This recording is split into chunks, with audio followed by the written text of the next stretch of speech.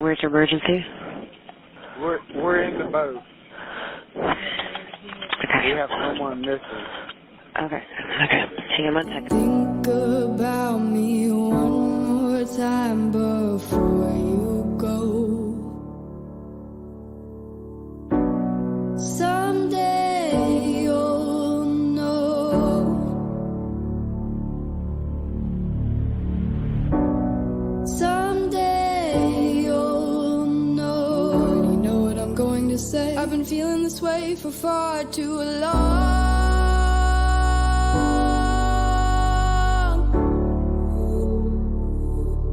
And now you're gone.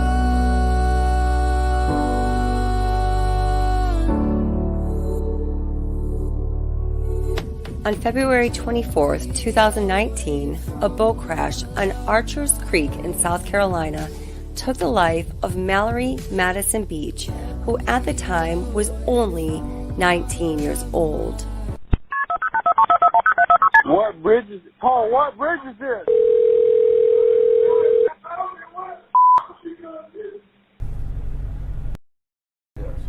Hey, I'm with Department of Natural Resources. Who was driving the boat? Right, y'all 6-7. The last time I grabbed my girlfriend and got down in the bottom of the boat, Paul was driving. Paul was driving? Yes, sir. I begged and begged and begged and begged to let me drive. 1 second. Uh-huh. And where were y'all coming from? Paul.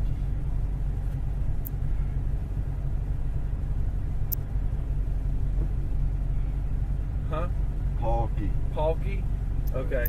And Paul was driving, not Connor? Someday you'll know.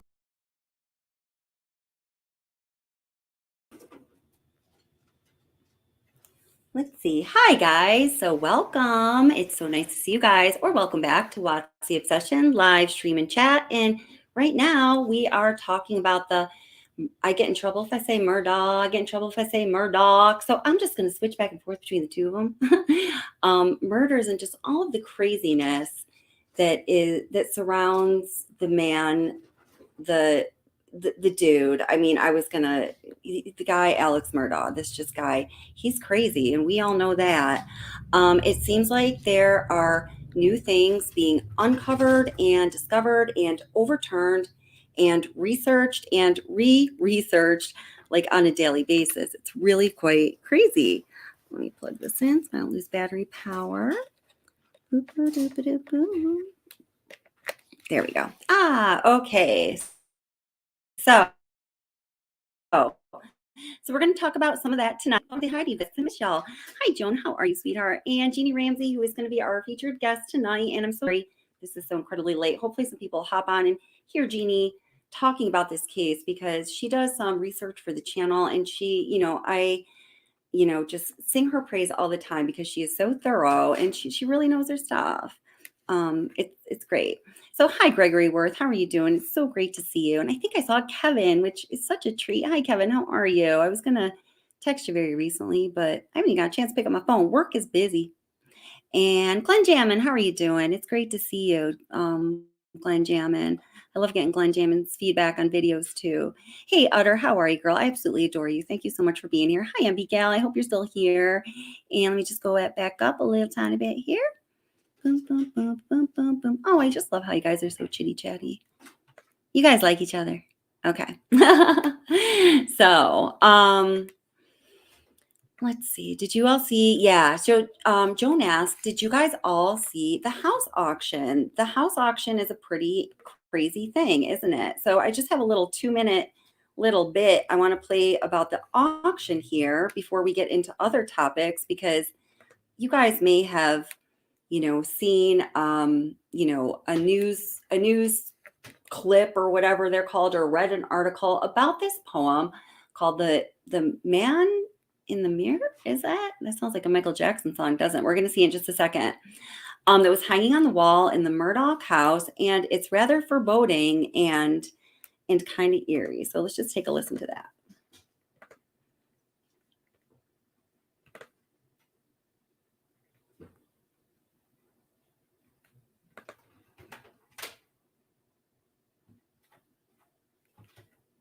Let's see, which one is it here? Oh, it's called Man in Glass. Man in the Mirror is a Michael Jackson song, and a really terrific Michael Jackson song, by the way. And I think, in my opinion, everything by Michael Jackson's pretty terrific. Okay. Let's see. Let me just bring this into the stream here.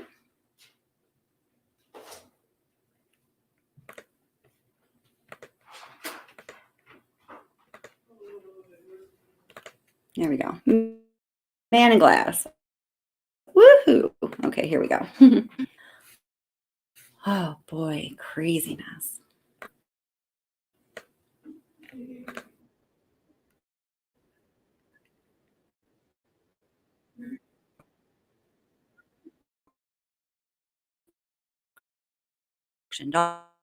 Off so they could fulfill the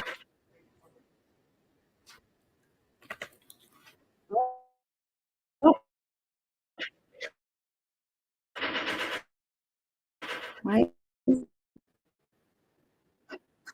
What that man has to say, mother or wife, judgment pass. Oh, verdict not coming into the stream. I think we're just gonna have a little powwow here. All right, let me see if I can bring this into the stream. Just made this special for you guys. There it is. Oh, this crazy poem. I was just reading it to my son, and he's having a friend sleepover. He's 14. His friend's 14, and they were like, yeah, whatever. I was like, what did they say? You said, something like that. I was really feeling that this evening. Okay, here we go. I'll tell you, if there were one item that he was also did the requirements of suits, what I would want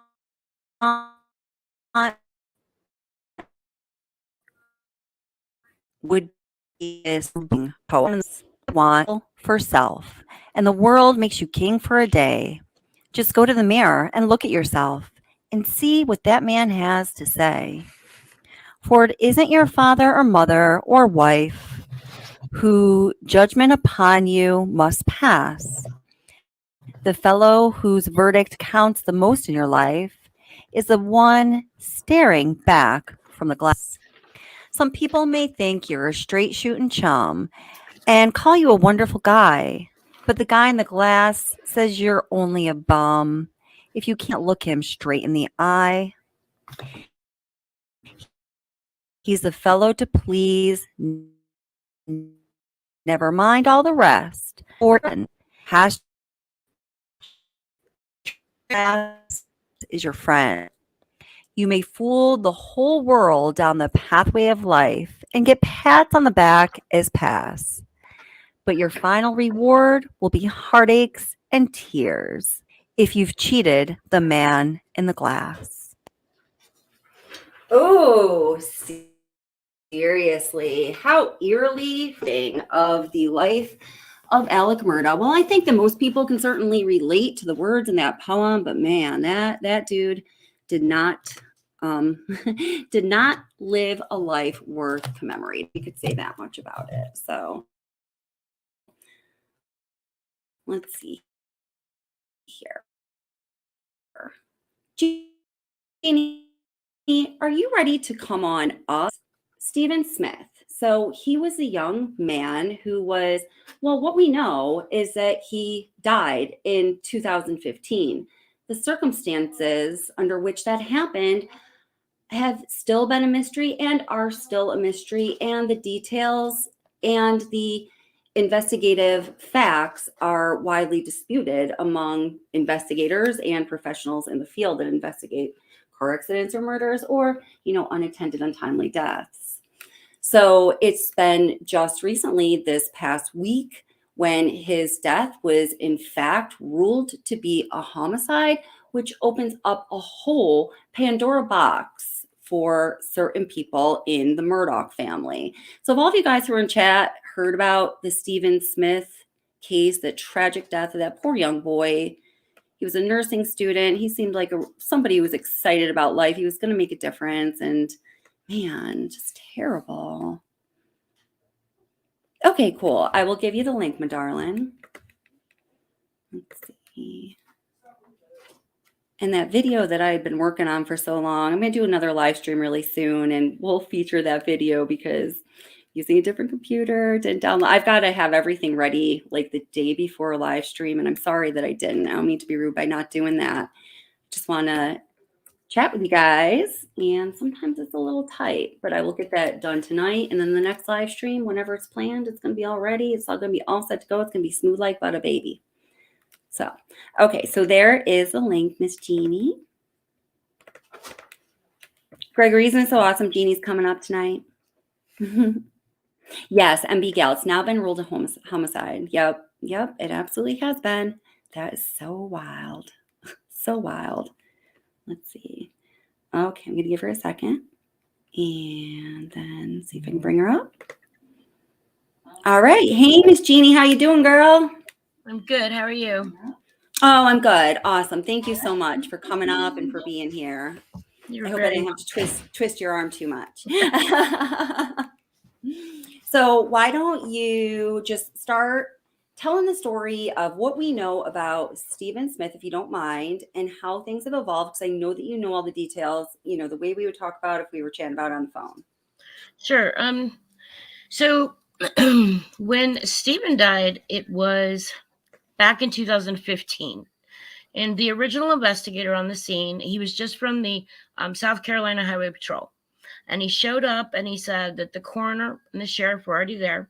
And he just investigated it as, you know, an accident in the middle of the road. So he looked to see if there was glass, debris. He looked at the body. He said that his clothes were still on. There were no tears in them. He had his shoes on. Yeah, loosely tied, which is abnormal. They were like Vans, so they didn't have shoelaces, and they didn't come off. He didn't have any road rash. He didn't look like he'd been rolled or thrown. And also there was no debris from a vehicle. So he searched for like a mile in each direction for glass, pieces of a car. He was out there for like 2.5 hours. And so he concluded that it was, you know, a homicide. And when he left the scene, he was confident it would be investigated. And so then later he finds out that the coroner had decided it was a hit and run. So when the coroner decided it was a hit and run, then a new investigator comes out, and he's from an accident investigation team, and he does the same thing. He looks at it to see, you know, can I find vehicle pieces? Can I find anything else? And the other thing that he found was there was no blood leading up to Stephen's body or past it, only like around his head. Okay. He had scrapes to one knuckle and part of his arm, but nothing else. And there was injury to his head. So he also, you know, he searched at a mile in one direction, a mile in another, and even into the field. He found no debris of a vehicle, no evidence of a vehicle had ever been there. You know, no brake marks, no skids, nothing. And so he went to the coroner, and I guess it was common they would work together. So he goes to the coroner with his findings. He asked the coroner to change her findings, and she said that she was listing it as a hit and run because of where he was found. Because he was found in the middle of the road, and that was the only reason. And so he kind of talked to her, and he was trying to talk her, I guess, out of her decision. You know, he said, well, you know, how would he be injured like this? If someone had... She's trying to get her to change her testimony, essentially. To change her mind, to change her decision on the actual... because he's speaking to the... Okay, I got coroner. Okay. Right. When the coroner rules it a hit and run, that's what it is. So he's talking to her, and he's saying, you know, I'm from this multi-divisional accident investigation team, and I'm telling you, I don't see any evidence that there's a vehicle anywhere near this kid. And the coroner says, well, he was found in the middle of the road, so I'm ruling it, you know, a hit and run. And so he asked her, if someone hit him in the head with a baseball bat, would this kill him? And she said no. And he said, okay, what if someone was driving by and held a baseball bat out and hit him? Could it kill him like this? And she said yes. Oh, She man. conceded to these things, but she still wouldn't change her finding. So essentially what happened to his investigation is that kind of closed it, because it didn't get investigated as, a murder or anything else like that. His car was found a ways away, and it was locked. His wallet was inside, and it wasn't actually out of gas. There was actually nothing wrong with the car.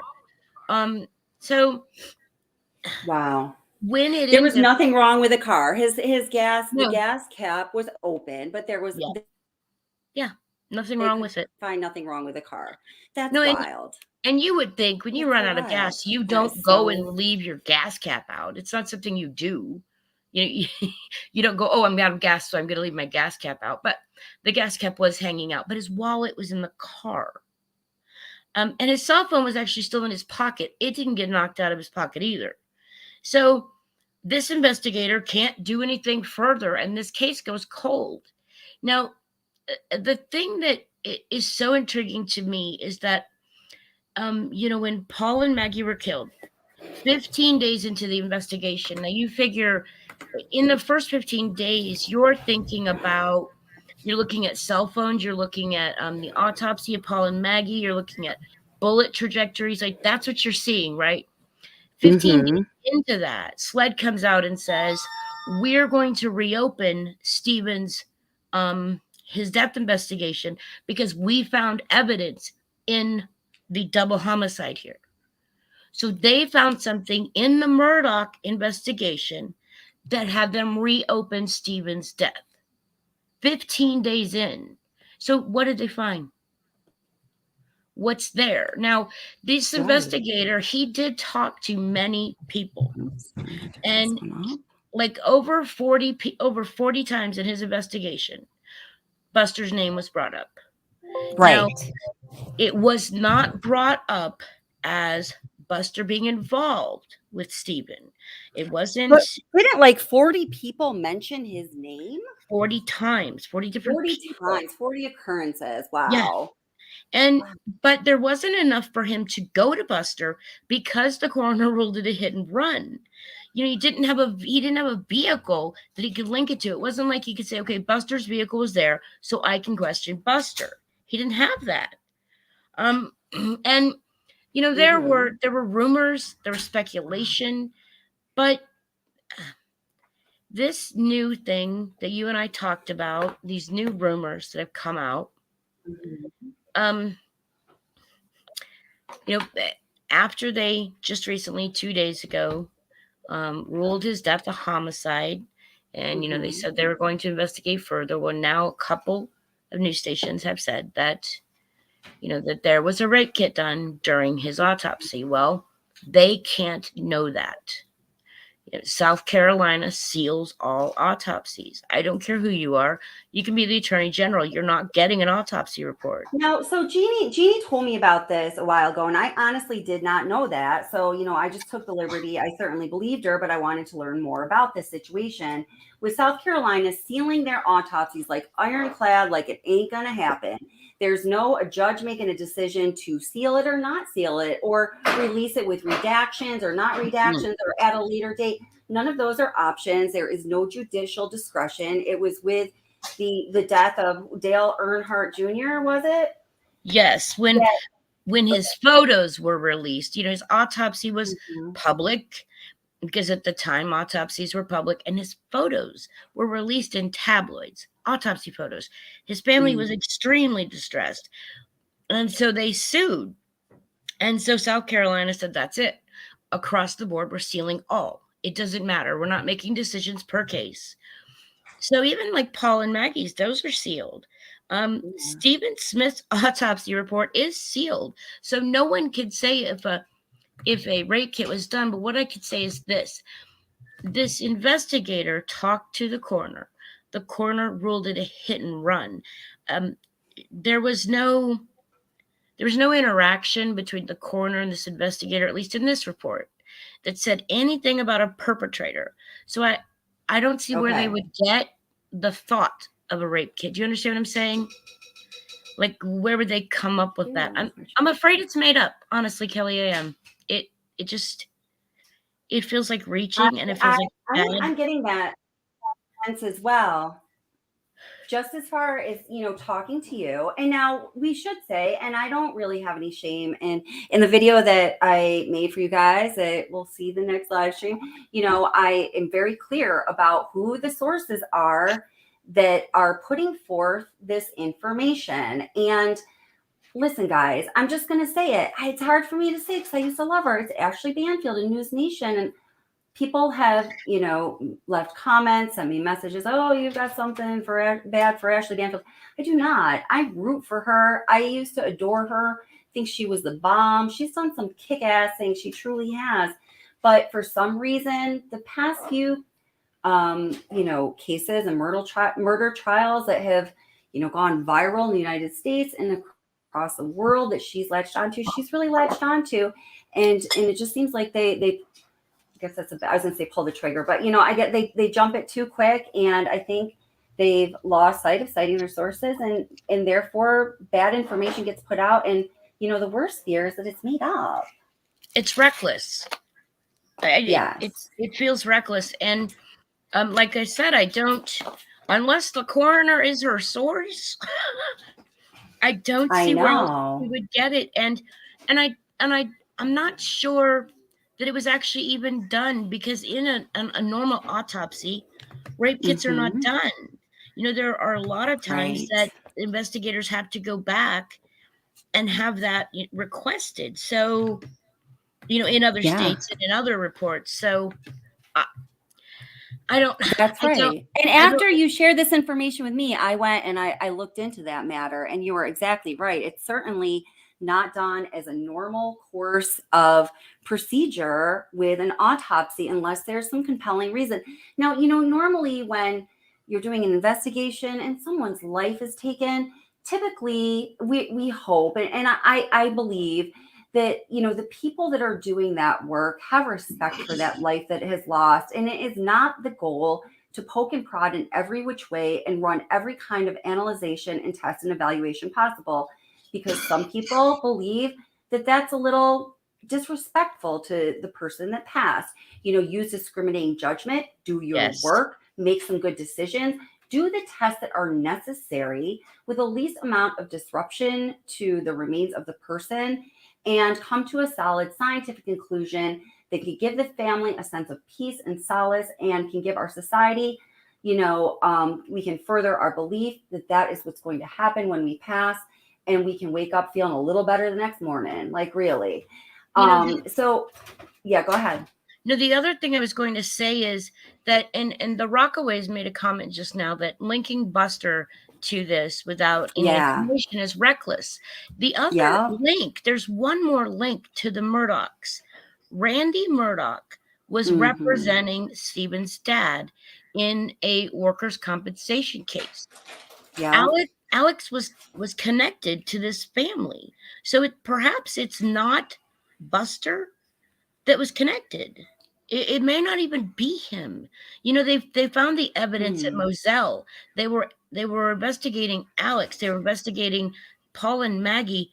Perhaps Buster's not even involved, but his name is out there now.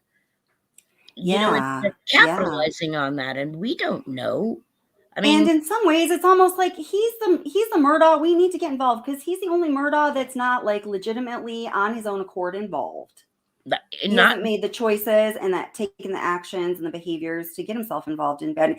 That's my perception. I mean, I could be wrong, but that's a perception I've been left with. Whoa! I haven't seen any videos of him out being reckless. It didn't seem like he was like Paul. No. I mean, I don't know that, but none of us know that. I am glad that they opened the investigation. The Stephen's family deserves that. I completely believe that. I think this other side of reporting is just, I think it takes away from, the investigation. I think it may not even, have anything to do with that, but I do still think it's interesting that SLED opened it, 15 days after. Think about all the things that they were investigating in those 15 days, and Stephen Smith is what they found. I mean, right. I mean, like, exactly. What is the chain of evidence that led them to make any conclusion about him or even move them in that direction? Even bring him up. They had a full agenda. Yeah. Right.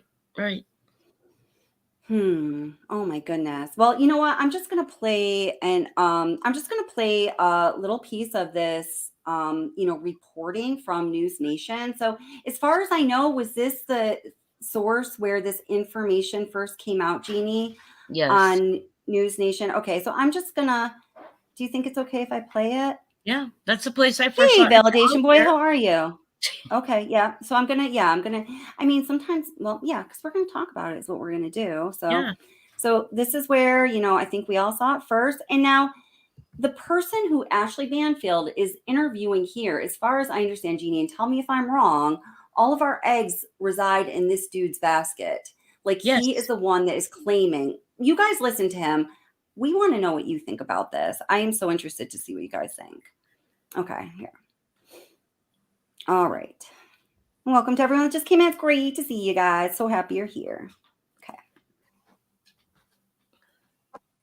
Duncan, you were as an investigator for decades, and I couldn't understand for a moment why I heard on a hit and run or even a suspected hit and run, within 13 hours, a rape kit would have been ordered. Have you? Okay, I just have to stop there. So this is when I was, looking into this issue specifically and some of the other issues that came up, in the Idaho case.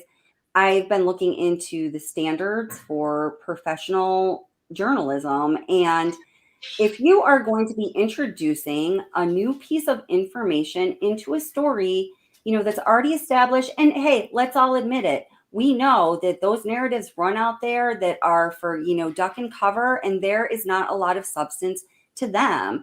And many of us have been fooled by them, of course, and we probably are right now and don't even know it. And will be in the future. But as a standard, when you, a journalist, are putting a piece of information out there that changes the course of the story or change the course of the investigation, it is critical. The wording makes it sound as though it's demanded of you, but I do not know who the overseeing body would be that would, where there'd be repercussions for journalists who don't do this, other than they'd have a bad reputation, that you need to lay out your sources. Sources. We don't hear source anymore. It's my sources or these people or, just being, well, let's just listen to what she says. But, you just heard her. She just skims over it like, hey, man, this is what came up. I woke up this morning, my alarm rang. This is what, I was told. This is what the alarm was saying. And this is what we're going with today. Yeah. I don't know. Okay. I'm going to stay away. But it's hard. It's hard to take in. In this kind of high-level investigation, ever seen anything like that? When it comes to traffic accidents, never. This was the very first time. I did not have an understanding of why it was being ordered. We were not notified until later that it had been ordered. So no, I have no. Perhaps because it was not ordered, or sir, I feel as though you might have the Constitution where you could be confused at times. I don't know that about you, but I'm making a big assumption here. And maybe you confuse something else with an order for a rape kit. I just feel like that is what happened in the best case scenario. Worst case scenario, somebody made it up to sensationalize this already massively sensational story. It doesn't need any more sensation. No. Ugh. Well, Kelly, if a rape go ahead, hon. No, if a rape kit had been ordered, why would she have been so quick to say that it was a traffic accident? How often do you get sexually assaulted in a traffic accident? Right. Oh, I know. Wait a minute. You're right. It's nonsensical. No. Oh, I hadn't even thought of that. See, this is why it's good to talk with Jeannie. We figure this stuff out. Yeah, I mean, that's right. Yeah. So we ordered a rape kit, but I am sure it was an auto accident. I'm certain he would, just because he was in the middle of the road. Yeah, I mean, there'd only be bad jokes about how that would happen. Not appropriate. Not something a Right. coroner would. I don't know. I mean, we No. always have Kathy Mamba, but Yeah. yeah. Okay, all right. Let's listen to Ashley. Then we actually can go ahead and look at that report and see where the discrepancies lie, because they're there. Would order a hit and run, which it wasn't, but I would never understand that. And the rape kit was ordered within 13 hours of the discovery of Stephen's body. Yet in that same time frame, if anybody thought this was anything other than a run-of-the-mill hit and run, you would have been called in with the mate team to do further investigation. And yet you were called off and it was called in. Does it care at all? No. No, ma'am, it does not. I was puzzled and confused from start to when we actually got to finally pick up the case, why we weren't given the opportunity to, be a part of it from the beginning. Was Mate and your team, or even the South Carolina, highway patrollers, were they ever given any information on what the rape kit yielded or where it ended up? I know it ended up with SLED, but we were never given any information of the results, or I was not until I retired. Now, they may have an answer now, but as of 2018, we were never given any information. And this makes a lot of sense because since South Carolina so closely protects the results of autopsies and the reports, and you cannot get your hands on them no matter who you are, of course they're going to give it to the retired, mediocre investigator. I mean, that makes no sense at all. Right. I mean, this is craziness. And what do you do? I mean, I don't know. All right. There's just a little more. Of what the I have he might have some addition to that, and it's very distressing to say the very least. I want to ask you about that are equally distressing, and they involve the Stephen Smith, I believe, killed. Stephen Smith called you about Randy Murdaugh. What was the question? So within a very short period of time, that Stephen's father had contacted me and asked me about the law firm contacting him about retaining their services. He was really concerned they would be calling and wanted my advice. Unfortunately,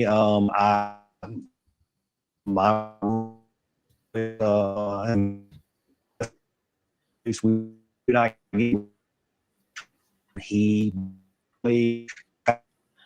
short terms that he's not going to do anything. It was submit. And then Sandy. Okay, so in case you took nothing away from that, because I didn't, let me clarify what dude was just trying to say. I believe he was. So when we, consult, oh gosh, I don't even know. So, okay, let me share this with you. I'm gonna hop over to another something, and I'm gonna stop that screen later. Ashley, get your act together, hon. Okay.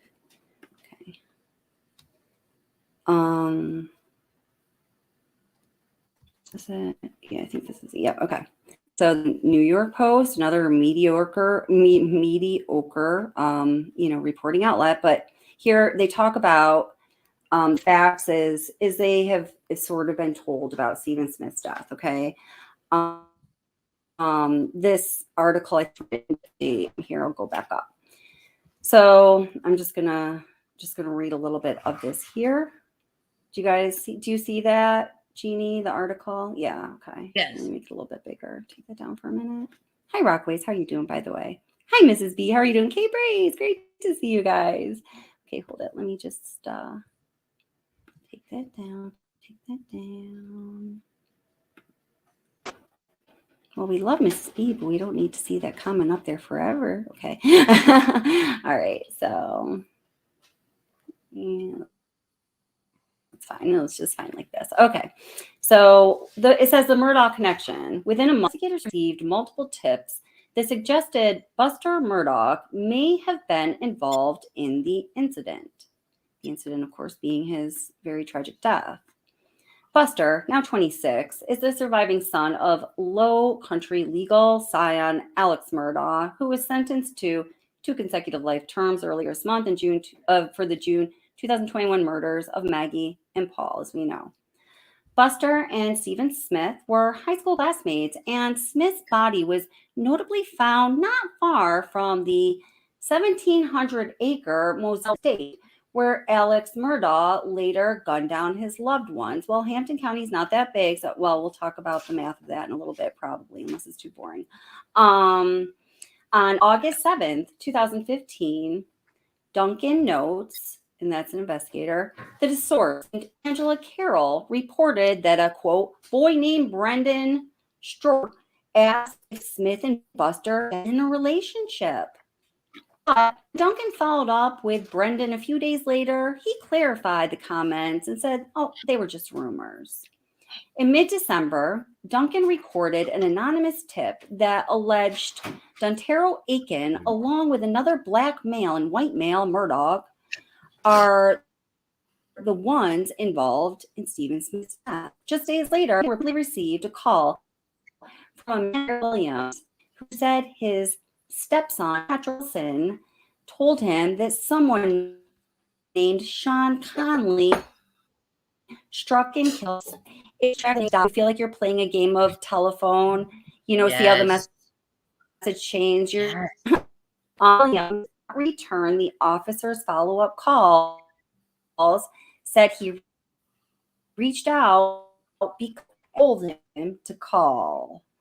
In another bizarre twist, Stephen Smith's family recently claimed that Randy Murdaugh also reached out to them after and offered to investigate the incident pro bono before allegedly ditching the case.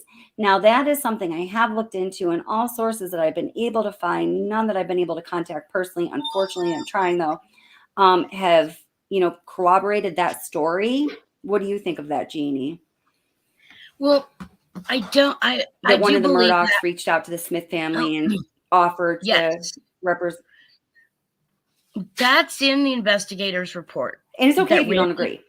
No, I do agree. That is in the investigator's report that Randy Murdaugh reached out to the family.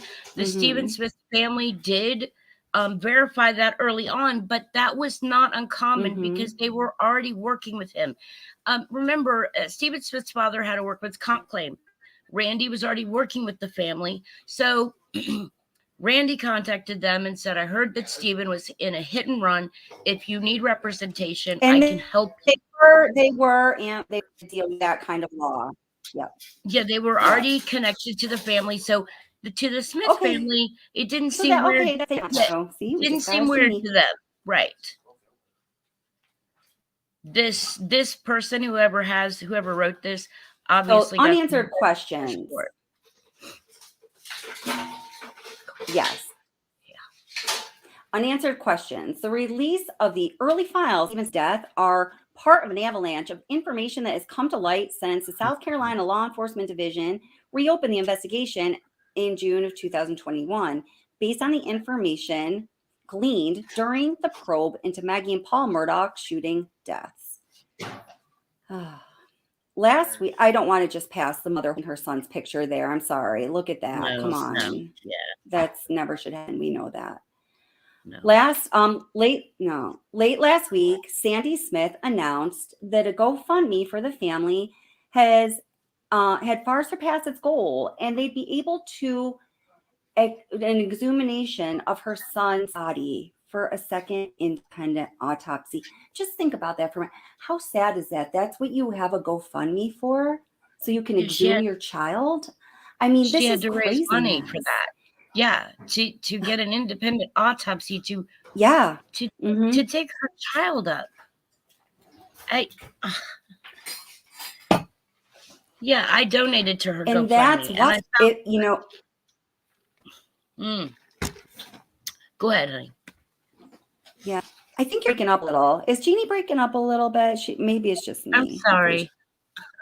Just me. But that's we're working. You're good. Good. You're. So days later, Sled announced that Stephen had officially been relisted as Goma. When Stephen Smith's death had been largely overshadowed by the Murdaugh family saga, Sandy Smith recently told the Post that she hopes Alec Murdaugh's demise, and I hope so too, Sandy. My gosh. So there was something important I wanted to get down here.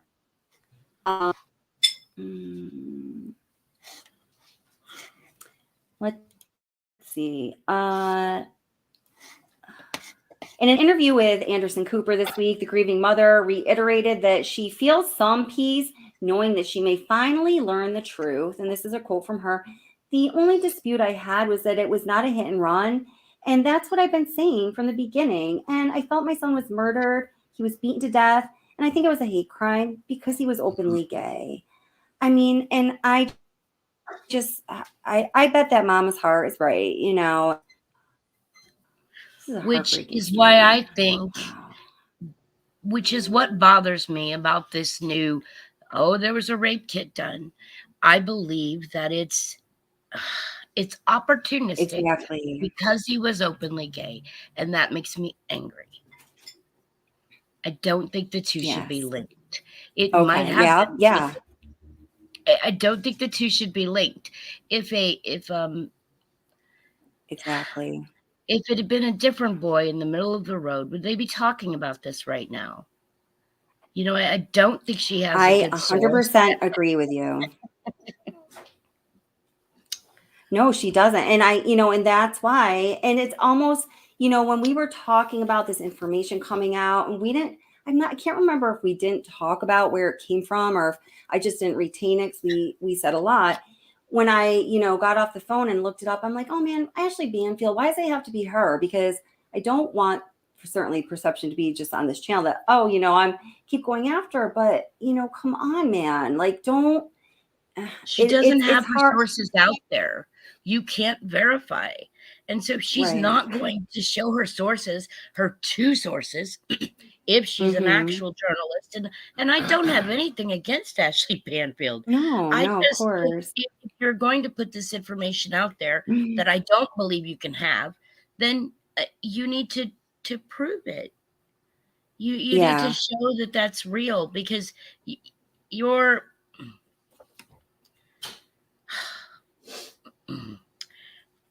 I just, after what happened before, with her, I just think that I don't like that this came from her. I would rather have seen it come from somewhere else. That's all. Yes, I agree. Or not at all. Oh my goodness. It's so crazy. So somebody said the whole video is breaking up. Let me close down everything I got open here. I do not know what the heck. I'm sorry about that, guys. I'm heading out. Actually, I'm wrong. I'm heading out at the pass cutting. Kevin, you're so funny. I get caught reading your comments sometimes, and I'm like, why am I doing this? Rockaway says Stephen's mom seems like a real sweetheart. Yeah, I agree with that too. And she obviously just wants justice for her son. I mean, that picture of her holding his picture is just absolutely heartbreaking. Yeah. Gosh. And his twin did talk about, and I don't know, but his twin did talk about how before he died, he was quiet, secretive, and maybe he had a new relationship. But that doesn't mean it had to be anything to do with Buster Murdaugh. It could have been a different boy. It could have been something else, Something could have gone wrong. But, his mom could be completely right. She's his mom, Yeah. Yeah, absolutely. I mean, yeah. And it seems, Oh gosh, there's so much that we could go into on that about how all of these tragedies and these mysteries and these horrible things that are happening around the Murdaugh family and specifically Alex Murdaugh, are really fueled by this whole, and this is what my next like featured length video is about, not live stream, but like upload, are fueled by this whole, multi-generational, sense of pride and guilt and secrecy and just these Entitlement. very bizarre, yes, entitlement certainly, and these very within their own family they have a very strange system of valuing ethics and personal qualities that I think most people do not relate to. And when you try to trace those roots, it's they've got a long screwed up history. They do. They really do. Wow, that's really crazy. And if you think about this, if Paul and Maggie hadn't been murdered, Stephen's mom still wouldn't have any answers. Absolutely. Absolutely. Yeah. It's like, yeah, that's very true. And if she didn't go open a GoFundMe for the exhumation of her child, my God, Right. that just kills me, man. Oh, I don't know. Well, here, does anybody want to come up and say anything? Because you're welcome to if you would like to. I'll put the link in chat here. I know, Ara, you want to say something? It's nice to see you, Ara, honey. I don't think I got to say hi to you. She just says, we know you love Ashley Banfield. Oh, Molson Man is in his house. No way. Molson Man. What do you have to say, Molson Man? I love you guys. It's so great to see you. Let's see. Speculation stays. Dieter #1 fan club. Oh my gosh. Dieter #1 fan club in the house. That's so funny. Oh my gosh. Molson Man, it's great to see you. How's everything going? Oh my goodness. What are you giggling about, Jeannie? Oh, Molson Man. Oh, he is funny. Oh my gosh. Let's see.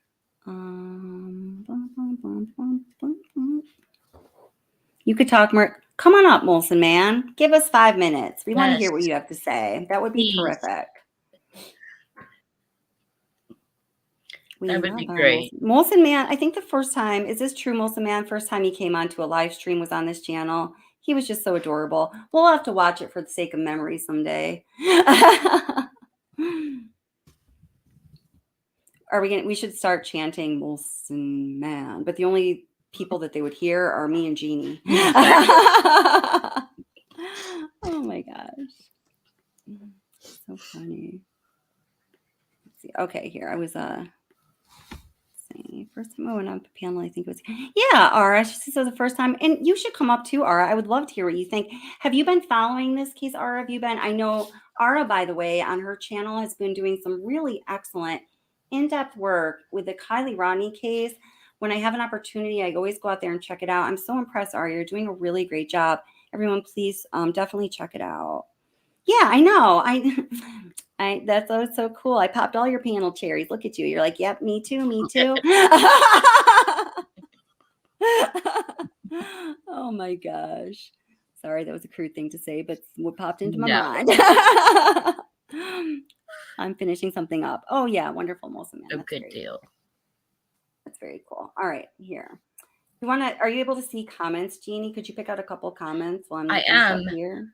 I wanted to say there was one other thing. When I was listening to all of those audio recordings when Alec was making phone calls from jail. And there was one about Stephen Smith. He was talking to Buster and he said, you know that Stephen Smith case, that has nothing to do with us, right? And Buster said, well, I could have told you that, but no one's asking me.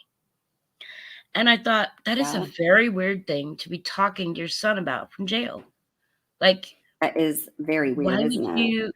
And he said, right, with a question mark.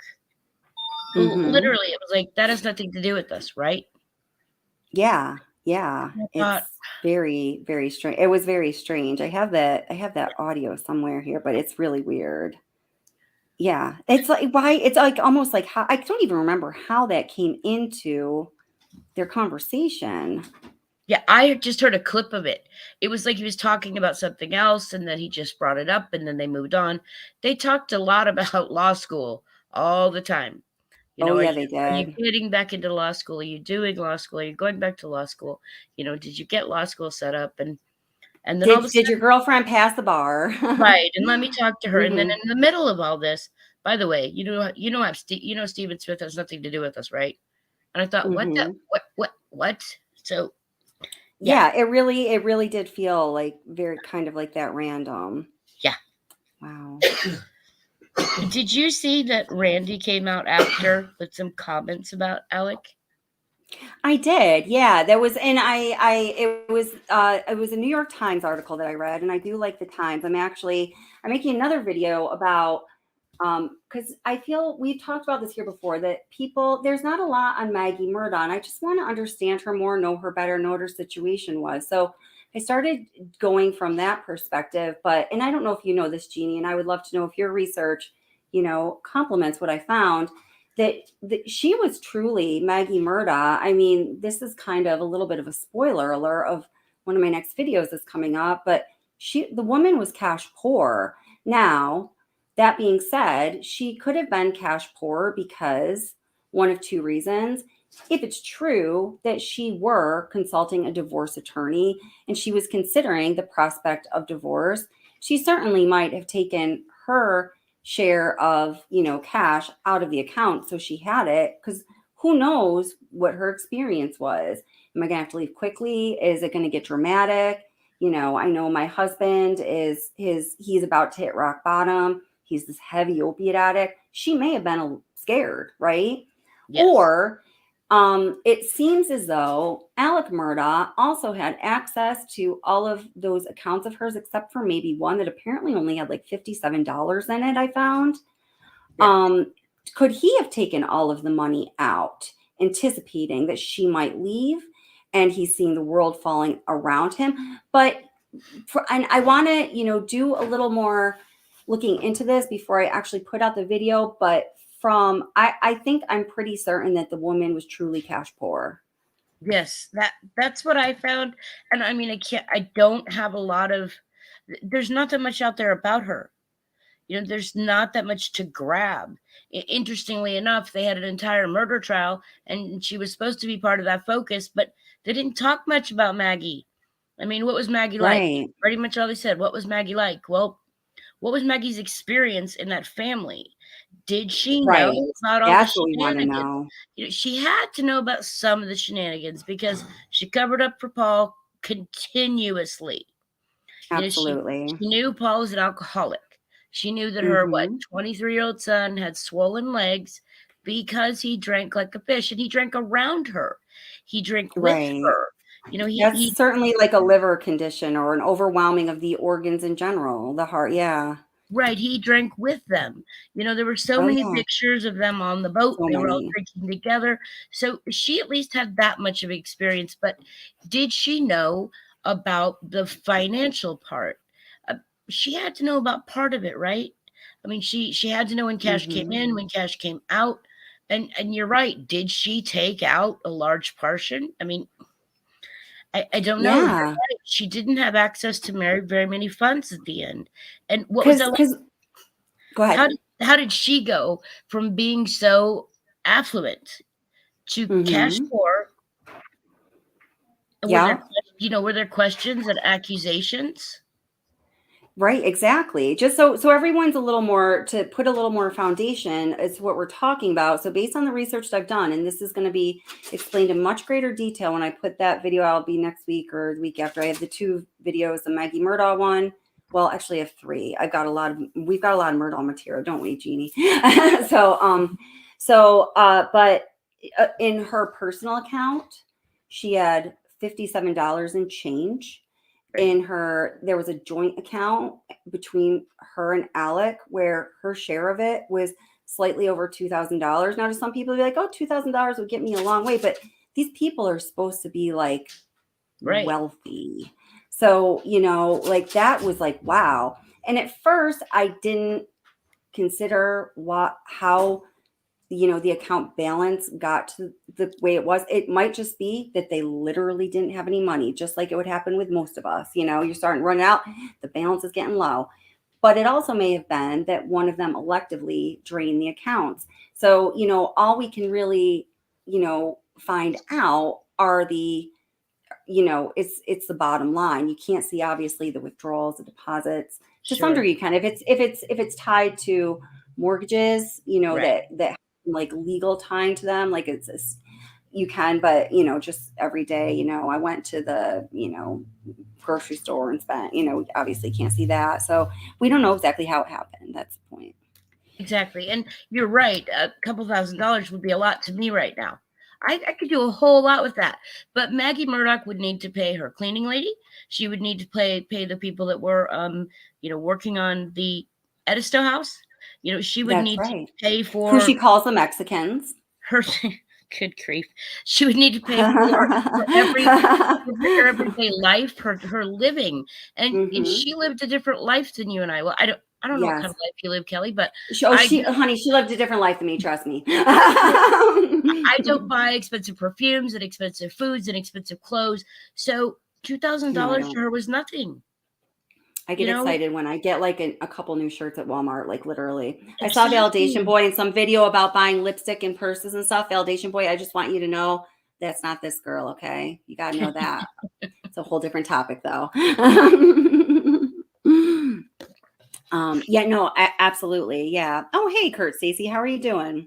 Kurt Stacy, if you would like to come up and say anything, Yes. we always like that would be come great. Up. He was a firearm expert last time. And actually, Kurt, I just want to tell you that the information that you shared with us about the different guns, the rifles and shotguns, as I was creating another video, when we were having that conversation, I was working on another video, it really gave me a lot of insight into what I was able to understand it better and hopefully explain it a lot better. So thank you. I appreciate that.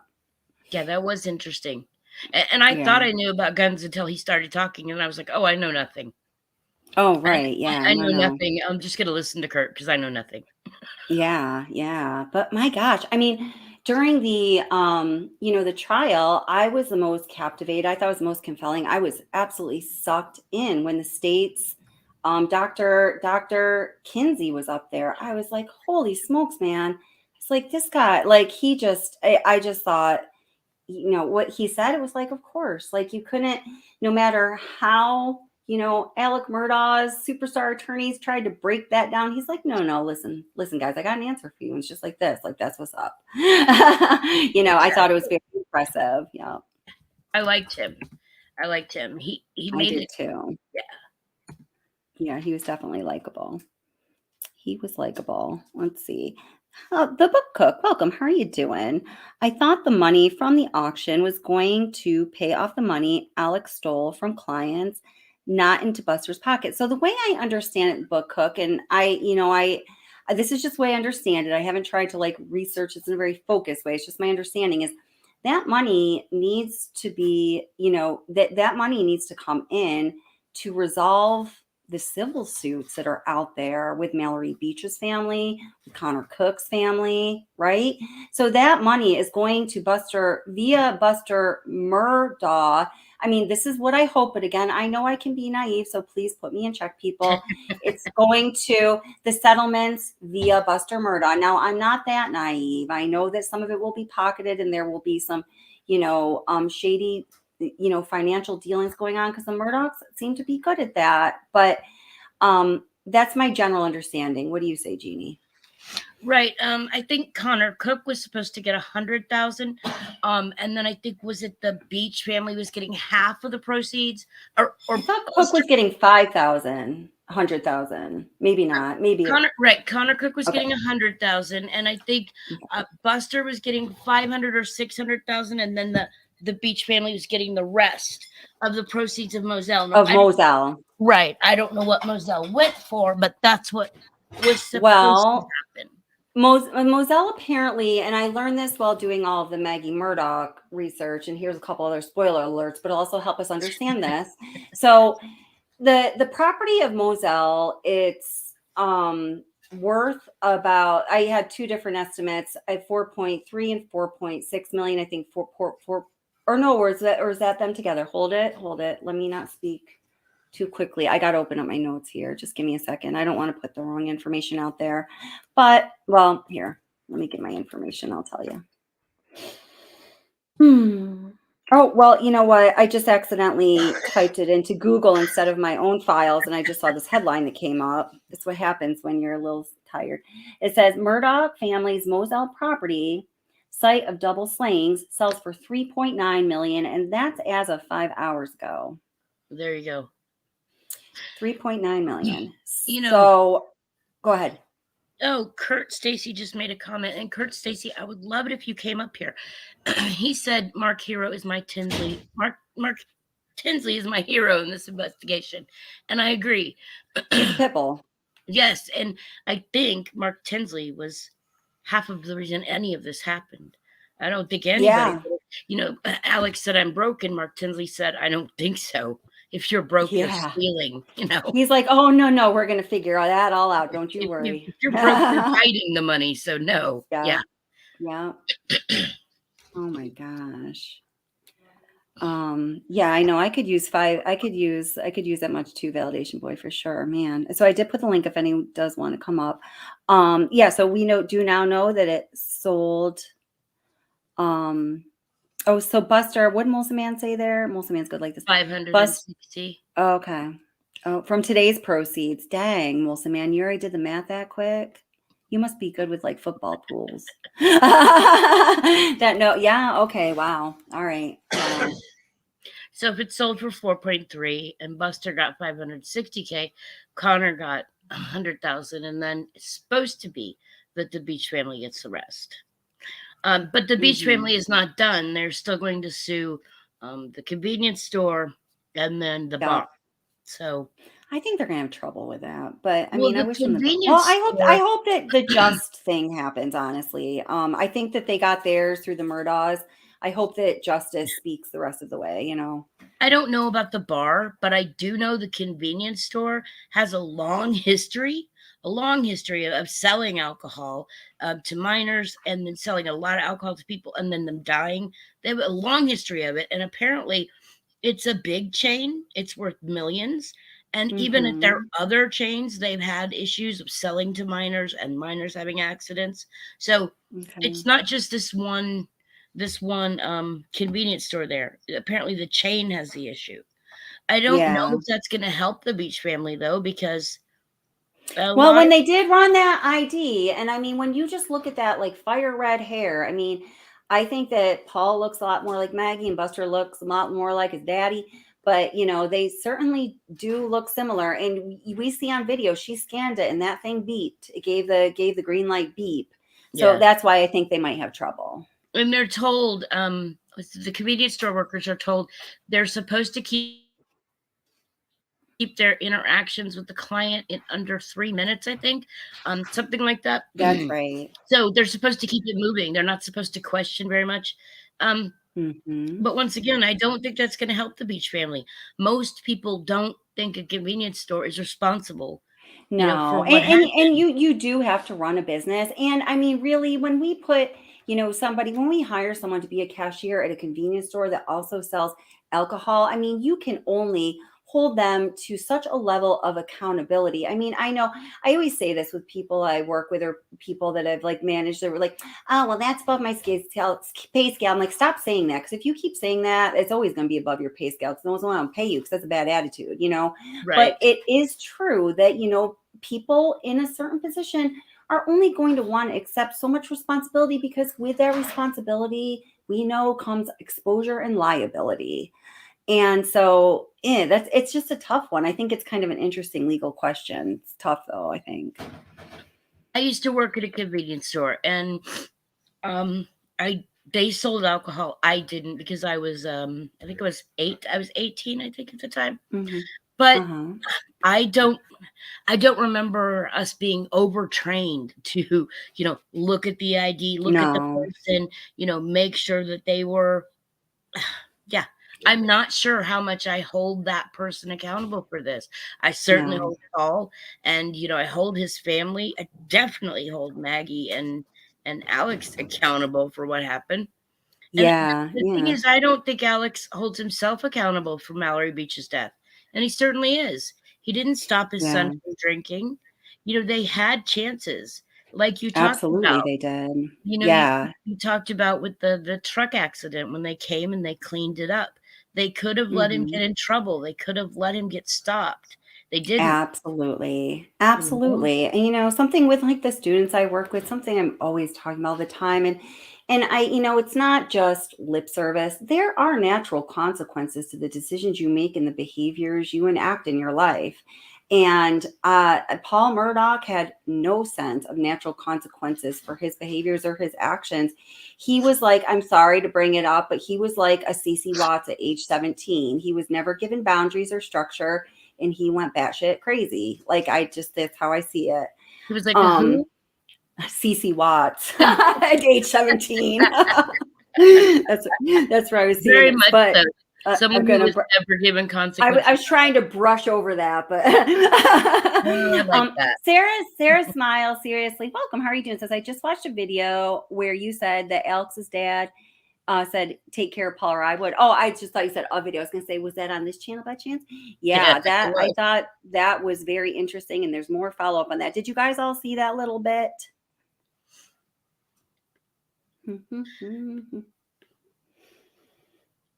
That was it still makes me wonder exactly what did he mean. You take care of Paul or I will. That's and I do believe it was said because in addition to Kathleen McKenna Houston, who's a friend of Molson Man, by the way. I had heard that throughout the years from other sources, and I personally do believe that.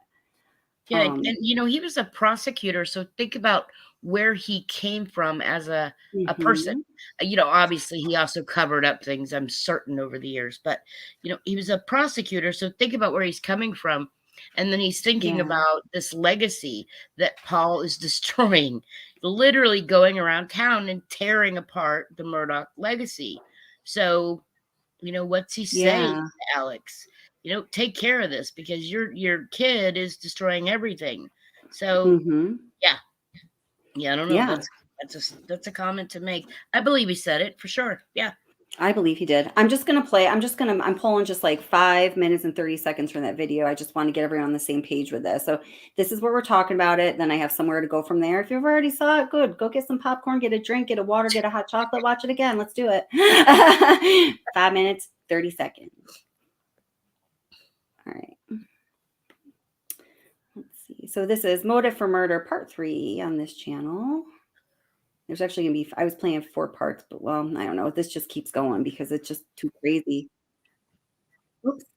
Well, I got to bring in the stream here. And then I actually have to go get some water. I'll be doing that in just a second here. Water. Okay. This is wild. All right. Alec Murdaugh for double aside the murders of his wife Maggie Murdaugh and his son Paul Murdaugh. Oh, and y'all, I don't want to hear anything about how I pronounce documentary, and I'm going to keep doing it that way. Or Murdoch or Murdaugh or Alec or Alex. I just don't care. That's like not even the point. Like, I'm lucky I can even hablo Inglés, like where I grew up. So don't worry about it, okay? Kathleen Houston wrote a book about the murders entitled Murdaugh, who wrote The Tale of High Crimes in Low Country. Kathleen starts the book off by setting the stage for the Murdaugh family, explaining a little bit about the family dynamics and Alex Murdaugh. She points out a fact that many people forget, and that is until July 14th, 2022, when Alec Murdaugh was indicted by Colton County Grand Jury on 2 counts of murder and 2 counts of possession of a weapon during the commission of a violent crime. Virtually the entire world thought that Alex Murdaugh had an ironclad alibi and that of all of the people in the world, he was the one person that we knew did not commit these murders. And that is according to SLED, South Carolina law enforcement, who investigated this case. The question she poses is, what did the authorities know that the rest of the world did not? True crime author Kathleen McKenna Houston then goes on to explain the 911 call that was made by Alex Murdaugh on the evening of June 7th, 2021, to report the slayings of his wife Maggie and his son Paul. The book then goes on to read like this. After she transcribes the 911 call, she says, and that's it. That's all of it. 4 minutes. That there is a longer tape is obvious, but I don't have it. So there you are. But at this moment, we should pause and feel deeply for Alec. There he is. He has just discovered the mutilated bodies of his wife and second son. The killers are probably still lurking around the property. They could pop up at any moment and blow him away too. It must have been terrifying. I would have hidden in a thick bush and spoken very quietly.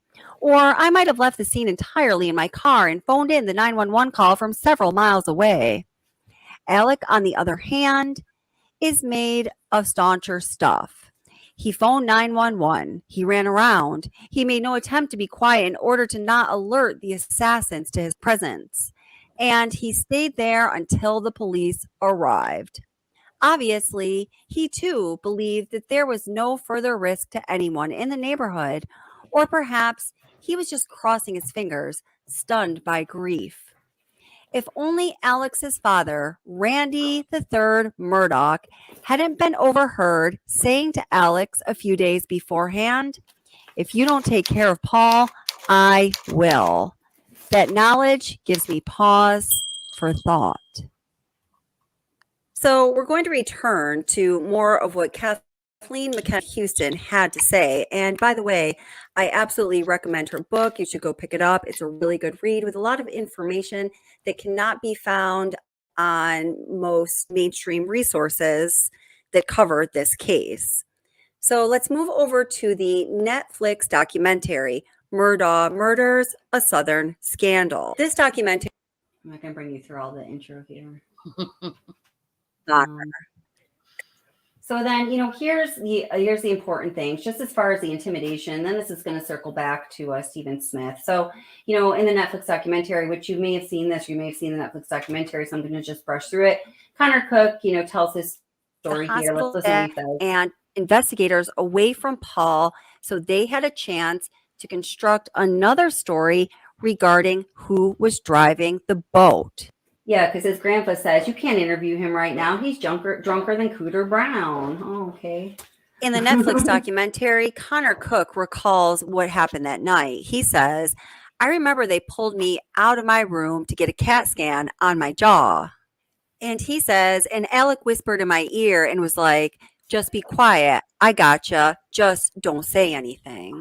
In the documentary, you then see and now when he tells about this, you can just tell with his body language and whatnot, he feels a lot of shame. He feels so much heaviness in recalling that moment, as does his parents. When, really a culmination of this is, there's a lot of culminations of this, but when Connor Cook's father here tells about this little ditty, I just think this is really compelling and powerful. Then finding Mallory. One of the most stunning takeaways from the Netflix documentary that is incriminating. Oh, isn't that cool? I just agreed with myself. Okay, moving on. Towards Alex Murdaugh is when Connor Cook's father is talking about their history of growing up together and being friends for a while, then having drifted apart. Then he goes on to say, 3 days after the boat accident, he gets a call from Alec Murdaugh. As is told by Connor Cook's father, Alex says, Marty, we need to have a sit down. Apparently, Alec wants to meet at his law firm, and when Mr. Cook gets up there, he says it's dark, there's no other vehicles in the parking lot. As the story is told, Alec Murdaugh asks Mr. Cook to his phone. He invites him into the law firm and tells him to, pick your room because he... Now, that's some I want to be mafia stuff right there, don't you think? Exactly. Like, this is just getting weird. Yeah. Pick your room. To feel as though he's being set up, according to Alex Murdaugh. And Connor Cook's father says at that point, in his mind, he's saying, oh my gosh, like I'm being set up. Apparently, Alec Murdaugh says, I need to know where y'all stand. I can't even mourn the loss of Mallory for worrying about what's happening to my son. The takeaway that Connor Cook's father took from that meeting was that Alec Murdaugh wanted to make sure that the Cook's family's lips were sealed as of that night. All of these stories from the passengers on the boat and the family members of the passengers on the boat, from the hospital that evening with Alec Murdaugh and his father Randolph, and the events that happened after, all point to one thing, that the Murdaughs were extremely concerned about the story that was going to be told about the boat accident and what the consequences were going to be for their family, for Paul Murdaugh, and, well, for their family, the Murdaugh family. Okay, that's the crunch line. So now we take that same kind of theory or that same application or that same pattern of behavior that, the Murdaughs are exhibiting. This isn't somebody recounting the story and, telling the story in the light of this repetitive behavior. This is human beings repeating this behavior. So this is what the story has become. It's the foundation, right? Right. So now we take that same behavior and we look at the situation with Stephen Smith and all of the things that were said by people who, just seem like some, good Southern folk. No reason, they're heartbroken. Stephen Smith's mother, everybody surrounding that, the same behavior. Now, we know that in the boating accident, the Murdaughs had something to hide. They had someone's ass to protect. It was Paul's. But really, in protecting Paul's ass, they are protecting themselves and their family name and this really weird, sense of investment they almost have in the literal name over, like human connections. It's very not healthy. But that's a whole different topic, right? We know they had something to hide there. We know that when they were speaking to Connor Cook, we know when they were speaking to Mr. Cook, we know them, they were speaking to Miley Altman and her mother. They all had, they all had a stake in persuading them to do something that was against the truth or the facts for their benefit. Apply all of the same things to Stephen Smith, which really makes, these deaths that were a mystery start to almost not be a mystery. There is a common denominator. And I think as we look at all of these different situations independently and the common behaviors exhibited by this family in each of those situations and scenarios and settings, the picture starts to become clear. What do you think? Oh, somebody came up. Does that make sense to you guys? And therein, my fascination with the motive and how it breaks down to, each Paul and Maggie representing a certain financial sum, but in different ways. And it ends up just all being filthy, sloppy, disgustingly rich stuff. It's just so wild to me. Gosh, let's welcome Kurt Stacy up, see what he has to say. Stop. Hey, Kurt Stacy, how are you doing? Let's welcome Kurt Stacy up, see what he has to say. You got to turn off the volume. Honey. Let's welcome Kurt Stacy up, see what he has to say. You got to turn off the volume. This. Here, I muted you for a minute, honey. Listen. So turn off your volume if you got YouTube playing somewhere. So turn off that volume. So you'll just hear it like through the stream, It's okay. You can come back. You don't have to run away. Everyone does it. I did it earlier to myself. I switched computers because the other one was crap. And I was like, oh, go cool. There I go. Making that mistake. I tell everyone, okay, this is how we walk through it. So, yeah. So we'll await his return. Let's see. Trying to keep up with a little bit of chat here. Does anyone else believe? People. Go ahead. Oh, Molson Man was asking if anyone believes that Alex had an actual pill problem. I absolutely do believe he had an actual pill problem. What do you think, Dean? His story. I don't know if anyone else watched the Depp Heard trial. I watched every second of it. Oh yeah, how's the Yaza? It did exactly like that. It made me wonder, gee, did he get his story there? Did he want some, oh, look who it is. Hey, Kurt. But I think that my understanding is that is what opiate addiction is like, though. It's like but maybe he did. So do you think that he used the pill addiction to explain why the quantities of money were flowing away? I don't know. I mean, he could have really had a pill problem, but the story sounded very familiar. He wanted the sympathy. He wanted to, oh, look at me. I was having these terrible, I was so paranoid. That's why I lied. The pills made me paranoid, so I lied. It was 2 months later. You didn't have to lie.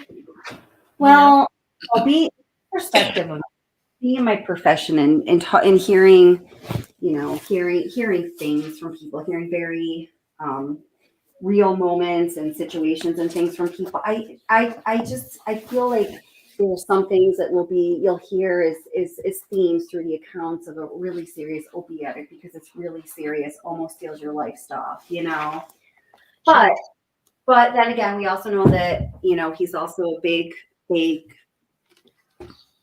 fraudy fatty, or what's it? I don't know. So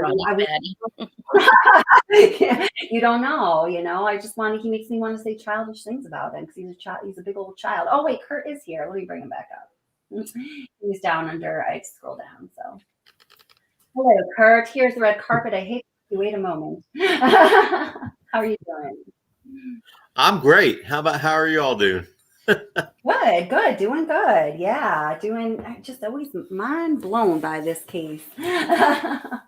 But so grateful for your explanation of the rifle and the shotgun, and it helped things make better sense to me. Although, isn't a gun quite unpredictable when you don't put the ammunition in? That is this right or not? Does every type of gun, isn't it like, what do they say? It's like it's designed for chamber, whatever the word is, for a certain kind of ammunition, or is there more than one kind of ammunition? Yeah, well, I mean, there is it depends on the kind of gun. I mean, if it's a pistol, or a handgun, or if it's a shotgun, or if it is a rifle. So there's 3 different kinds of guns there. So the ammunition is dependent. A whole lot of guns for one person in a few minutes. Do what? There's a whole lot of types of guns for one person in a few minutes. Yeah, I mean, it's weird. It's really, I never heard of anything like it. But go ahead. But I mean, it depends on the weapon that you have and the ammunition that can go in it. Some guns, different ammunition could go in. Other guns, they can't. Shotguns have a are different because you can have different shot that goes in the barrel based on the shotgun. Like AR style weapons have different shot that can go in there, like the blackout gun that we're looking at with this case. Yeah. There's different shot that can go in that it can support. Some guns cannot. If you got like a 22 rifle, that's all you can shoot is 22 ammo. So I mean, it all depends on what it is. So which was the gun where it was like birdshot followed by? Followed by the buckshot followed by birdshot. Okay. Yeah, that was. Would you use buckshot and birdshot in the same? Would you use buckshot not together, but no? Normally not. You would not do that. No. If you were going to kill someone, would you do that, Kurt? Like if you were planning to kill someone and you grabbed 2 guns to kill him, would you load it like that? I feel like you're ruining my Kurt here, Jean.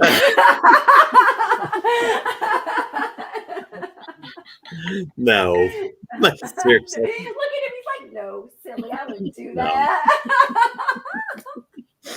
You're great, Kurt. No, it's all right. No.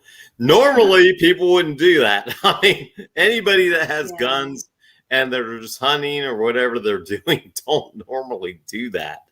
That could have been a series of different guns. I mean, you can speculate all you want about what happened there. And It all depends on the we've seen that site where in the house where they had all the hunting guns, and I commented on that before, where that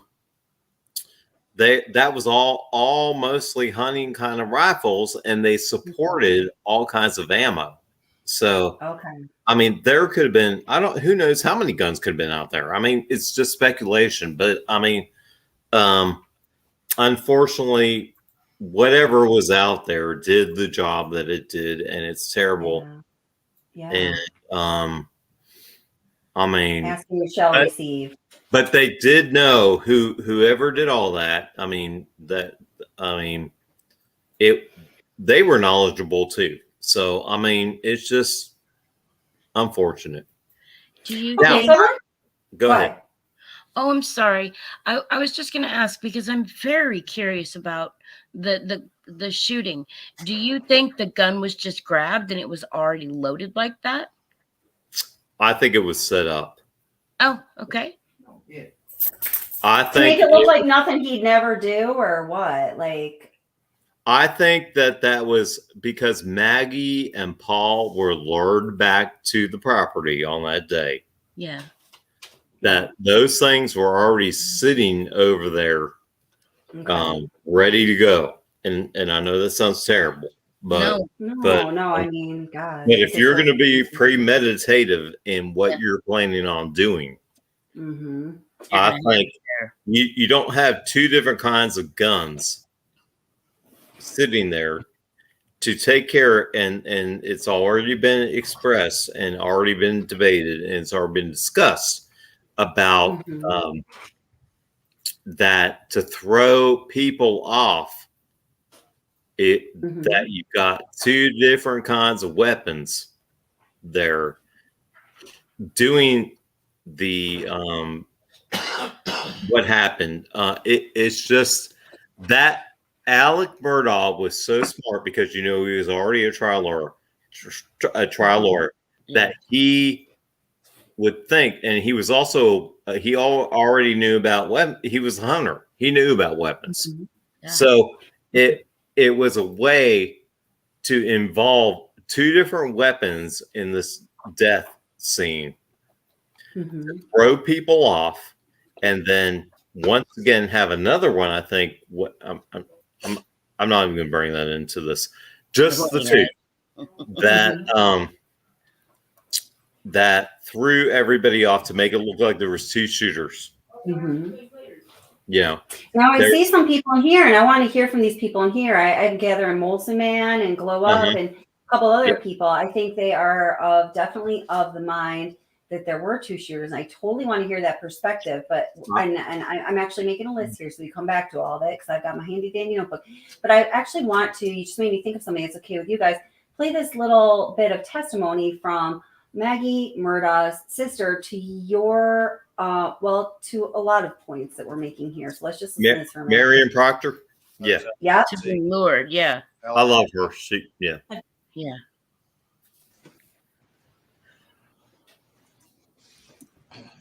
y'all hug? We did. Cry? We did.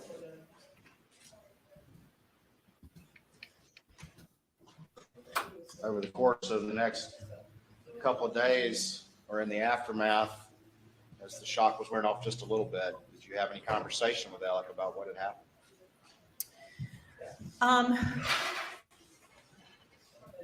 I didn't talk to Alec a lot. Alec was just really busy, and the whole town was coming to see him, and he was very, very, very. Just really quickly, Jeannie and Kurt, I'm so happy you're here. Could you just mute yourself just while this is playing, because the audio is a little snowy as it is. That's all. I'm going to do the same. Torn up. I did it once. I asked if Maggie had suffered, and he assured me that she did not. Now I don't know that I think that's true. And I asked if Paul had suffered, and he said no. And then later I asked him, I said, Alec, do you have any idea who's done this. I said, we have got to find out who could do this. And he said that he did not know who it was, but he felt like whoever did it had thought about it for a while. That was one of my aha moments in this trial when she said that. Mhm. He's not thinking about who did this. I mean, natural human reaction, if someone close to you is murdered, you want to get to the bottom of it. Almost always. You want to know either that or you completely turn from it and like pretend like it never happened in a really weird way. And that doesn't happen too often. And when it does, it's very obvious, right? So the fact that he's like, you know, I don't really know, but whoever done this, they were thinking about it for a long time. I was like, he just spoke his consciousness right there. I mean, he, you know, that was a big like aha moment for me. Yeah. Yeah. You know, that's what Randy said too. Mm-hmm. Randy said that afterwards, Randy was calling everyone, trying to find out who did it, and Alex wasn't trying to find out who did this. Right. So now, interestingly, the other thing I have up on my tab here is that article of Randy Murdaugh. So let's take a lookie at that. Oh, you guys are so good. It's like we have a script, but we don't. All right. But you know, it just all makes sense. It's like the information you kind of have to consider, right? So, is this it? New York Times, outlining that New York. Okay. So here we've got Randy Murdaugh, and here's just a quote beneath this picture. You know, he says he knows more than what he's saying. Randy Murdaugh said of his brother, who was convicted of murder last week. He's not telling the truth, in my opinion, about everything there. What does that mean? That speaks volumes to me. Think about that. He's a Murdaugh. He doesn't speak out of class. He doesn't talk about Murdaugh family secrets. And here he is saying he knows more. Right. It would be in my opinion, like at least of, you know, of what is here, the body of everything that's here for us to research and study and, you know, kind of take in. It's the first instance of a Murdaugh not like do or dying to uphold this BS inflated sense of value they have literally in their name. You know, that is a big deal. I just want to know what you guys think of it because I can read it like kind of a couple different ways. I'm not 100% sure. What do you think, Kurt? I need to read this. I have not seen. Is this Randy's? Yes. All right. So, hold it. Wait a minute, let me see. It's very short. I'll just like kind of speed read it for you. Unless I think I already have it recorded, but I'd have to upload it. So forget it. It's very short. So Hampton, South Carolina, on the surface, the lives of Alec Murdaugh and his older brother, Randy, appear to follow the same track. They were born 2 years apart. They both went to the University of South Carolina for college and law school. And then the two worked as partners in the family firm that had grown out of the century-old law practice founded by their great-grandfather. But even in college, it was clear that they were different. Alex was briefly on the football team and regular college parties. Randy, a self-described hometown boy, would go back to Hampton every weekend to hunt and fish. In recent years, their offices were close enough that Randy could hear his brother's constant phone calls, but rarely spent any time alone together. And then Randy says, this is a quote from him, "It's not like there was some problem with our relationship necessarily." Randy Murdaugh said, "We just really weren't alike, so we didn't do stuff together," which is not a weird statement, I think, for Murdaugh to say, too. Then came Alex's arrest in July 2022 for the murders of his wife and son amid expanding allegations. He had stolen millions of dollars from clients of the law firm, which forced Randy to question whether he had ever truly known his brother. It's one of those moments. Wow. Right. Yeah. The jury concluded what they concluded. Okay. In the first interview a family member has given since the trial, Randy Murdaugh said he has no doubt that his brother was a serial liar and thief. He said he also believed that Alex had not told the whole truth about what he knew about the killings. Molson man, blow up. Are you listening? But asked directly, and I think validation boy, but asked directly whether he thought his brother carried out the murders, he said he still did not know. And that is much different than an emphatic no, which is what the rest of the family said. Much different. As a lawyer, he said he respects the jury's verdict, also much different, but he finds it impossible to picture Alex, a man he has known for decades, as a protective husband and father, pulling the trigger and inflicting the carnage that prosecutors described as a crime of cold calculation. Now, here's something about human beings I know from what I do for my career. Randy Murdaugh, I think he has a nuanced kind of, sense of himself and also intelligence, where he can make this statement where he says, I find it impossible, using that strong language, to picture Alex, a man that I've known for decades as a protective husband and father, to pull that trigger and inflicting a carnage, because he does find that impossible. A human being cannot reconcile that, but yet he still knows he did it, so he doesn't actually have to say it, and this is what I think Randy Murdaugh is doing. On with quote from him, he knows more than what he's saying, because if he didn't think he did it, he wouldn't keep hammering this point, Randy said. He's not telling the truth, in my opinion, about everything there. For his entire family, he said that it's been among the most painful issues to confront. The not knowing, Randy says, is the worst thing that there is. But for his family, not for him, he's making these nuanced distinctions. And so he can be completely honest, because he's an honest man, but he really is telling it like it is. Randy's complicated view of the case, which he shared in a 2-hour conversation on Sunday as he stacked wood at his hunting property outside the town of Hampton, was at odds with the definitive pronouncement that one of Alex Murdaugh's lawyer made on Friday about the Murdaugh family. Quote, after 6 weeks of trial, they came away more convinced that he did not do this and that they are steadfastly in his camp and support him, the lawyer Jim Griffin said at a news conference after Alec was sentenced to 2 consecutive lives in prison.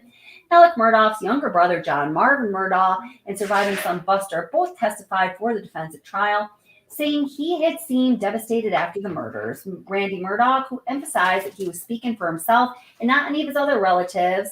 See, he's separating himself from the family. This is a big deal. He was not called to testify. Surprise. He thinks it is possible no one put him on the stand because he did not align perfectly with either side. There's just one more little section here. In the weeks after the murders, the family mobilized to support Alex, grieving alongside him, as he suggested that Paul must have been targeted over his involvement in a fatal boat crash in 2019, a theory that Alec Murdaugh continued to push during the trial. About 3 months after the killings, Randy said the other law partners called Randy in to look at some of the financial records that appeared to show without a doubt that Alec had been stealing from the firm. Randy, another partner, confronted Alec the next morning. He said in a tense conversation in which Alec admitted to embezzlement and revealed a serious addiction to painkillers, which Alex said prompted the thefts. Andy recalled, I see the convenience there, that his brother seemed relieved to come clean. Alex promised that morning he would never lie to him again. The lies of a liar. It took about 24 hours for him to break that promise, Randy said, when he told Randy that the police had been shot, that he had told the police he'd been shot on the side of the road by an unknown assailant. And in fact, the police later said Alec had asked someone to kill him. When that fact emerged, Alec claimed it had been attempted suicide, telling the police that if he hoped that his death was ruled a murder, it would allow Buster to collect on his life insurance. Over the next several months, it's revealed $8 million in filthy, dirty crimes. Okay. Randy said he began to think back on Alex's behavior in the first few weeks after the murders. At the time, it seemed like the police had few leads, and Randy began to call just about everyone he thought might help, asking if they'd heard anything to suggest why Maggie and Paul might have been targeted. He passed on whatever he heard to the police. I spent considerable time, day after day, weeks on end, calling people, he said, but Alec, he said, never did. Maggie's sister testified at trial, saying that she found it odd that Alex never talked about who may have been the killer, but he did say whoever it was had thought about this for a long time. And, it just goes on. I guess and it goes on and on. Yeah, I know. Yeah, so you get the gist. I thought it was shorter than that. Sorry. That's all right. No, we've all heard of this. Yeah. Yes. Oh, good. So I just wasted like 5 minutes of serious breath. No, it's okay. No, there might have been. There's probably a lot of people on this live stream that didn't know that. So I mean, totally. Wow, good stuff all around. It is an odd thing to think that you don't really think about that until someone says it. But if someone kills your family and you're a lawyer and you're a A-type personality, you're a person who goes and does things and makes things happen. If someone kills your family, you're going to try to solve that riddle. You're a lawyer. That's what you're going to do. Immediately. Yeah. Right? Exactly. Mm-hmm. Exactly. And also, and aside from even that lawyer, you know, instinct, that these are fundamental behavioral markers of human beings that separate us from other mammals. I mean, like, you can really go into it with psychology, and this is not like there's not normal here. You know, like, so much. What were you gonna say, Kurt? I was just gonna say, like Marion Proctor testified, that she thought it was odd after that happened that his as a trial lawyer, his first instinct should have been, who killed my family? Oh yeah, and we've got to figure this out. Protective dad, that Randy is protective dad and husband. I mean, a non-protective dad and husband is going to be moved to the point of making that question, right? You know, well, he was concerned about was clearing Paul's name, and that's, I mean, that's okay too. But the first thing should have been after they were dead was who's really not okay. But okay. No, I mean, it's okay to want to clear. To want to have, yes, you're right. You know, if that's your blood and all that. I didn't mean it wasn't okay that these other things weren't going on. Yeah. What I meant was, what's bothersome is the valuing that over the loss of his son. Yes, ma'am. Yeah, yes, right. Exactly. Yeah. Yes, and that was very strange, and I'm glad that Marion Proctor got up there and said that. I mean, she knew. I mean, and that was so hard for her. My God. I know. I loved that woman's testimony. She's so sweet, and yes. And it was just but the fact that wasn't his number one objective, as even a lawyer, your mind is set to figure out things, right? Exactly. Yes. Yeah. And that's what Jeannie was saying. Sorry, I didn't mean to brush that off, but you guys both had a very good point on that. Yeah. It would be like, you know, who the hell did this to my family? That's all I would be obsessed with. Yeah. You know, on just so many levels. And the fact that he does not defy so much that we understand about, like, normal range and behavior, not even normal, but normal ranged. I'm not sure he thought. And then that I also go. Well, you know, if you think, you think if he premeditated this, which I think the three of us are saying we believe he did. Mm-hmm. I don't think he thought that through. The after part, what he should have been doing, how he should have been acting. You know, I think he was ducking and covering when he should have been out there, you know, pretending to find out who did it. I think he forgot about that part. But should have been a fundamental part of who he was, and he forgot, I'm supposed to do this now. It's kind of interesting, though, because it seems like that was kind of his way of doing things, of seeing things through pretty well until the end. He just couldn't bring it past the goal line on almost everything. Something always trips killers up. Something. There's a piece. Yeah. Mm-hmm. Yeah. And you know what's funny about all of this is that in today's day and age, they're so narcissistic when they do this kind of stuff that they don't think that they're going to get caught, because they think they're smarter than everybody, and there's no way they can convince everybody else that they're going to be let off of this. But with technology, with like what we saw with the data, all the GPS data and the OnStar data and all that with the phones and my God, he's a trial attorney. He didn't know that the combination. I'm sorry, at that murder scene, I'm sorry. We had 3 persons active iPhones, the most data-given phone that you could possibly get, right all there working together. They're either lining up or they're going in different directions or in sync. They're doing the same number of steps. They're running, they're jumping, there's, their heart rate's going up. We know this. I mean, you didn't even have to watch her. You just have to have come to like 2 Watch Sleep Session live streams and you got that down. You know what? It's remarkable. I mean, down to how many steps you were taking at this point in time. I mean, it's just, I know. And there's a point, where I was just, because I rewatched certain parts of this, like I'm sure a lot of people have time and time again. It's Murdaugh the obsession now, and there's away from the mic. Sorry. And there's a point, where they line up. And with using pretty scientific method, in my opinion. I'm going to watch again and tell you more about it. Paul's steps and his steps, and there are a lot of steps, and they are out of the normal pattern, and something is obviously going on, and there's nothing to explain that other than one of them fleeing from another, or they just decided that they were going to both try out for quarterback next fall, and they better start practicing now. Like it's really absurd that he thought he wasn't going to get caught. And I loved when that man got up there and testified about all that OnStar data and all that. I mean, that was so telling about what was going on. And it was almost embarrassing. It was like, oh God, this is like crazy. This is like especially since he pointed it out. Look at my phones. Look at them. Look at the OnStar. Look at my truck. Look at this. Look at this. He kept pointing to it, and also he couldn't predict the kennel video. Right. I know. Oh my Bubba. Bubba was that dog was the one.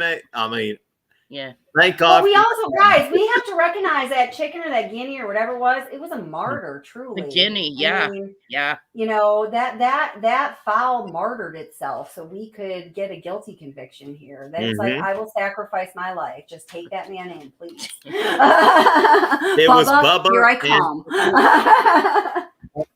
Bubba and also Cash's tail.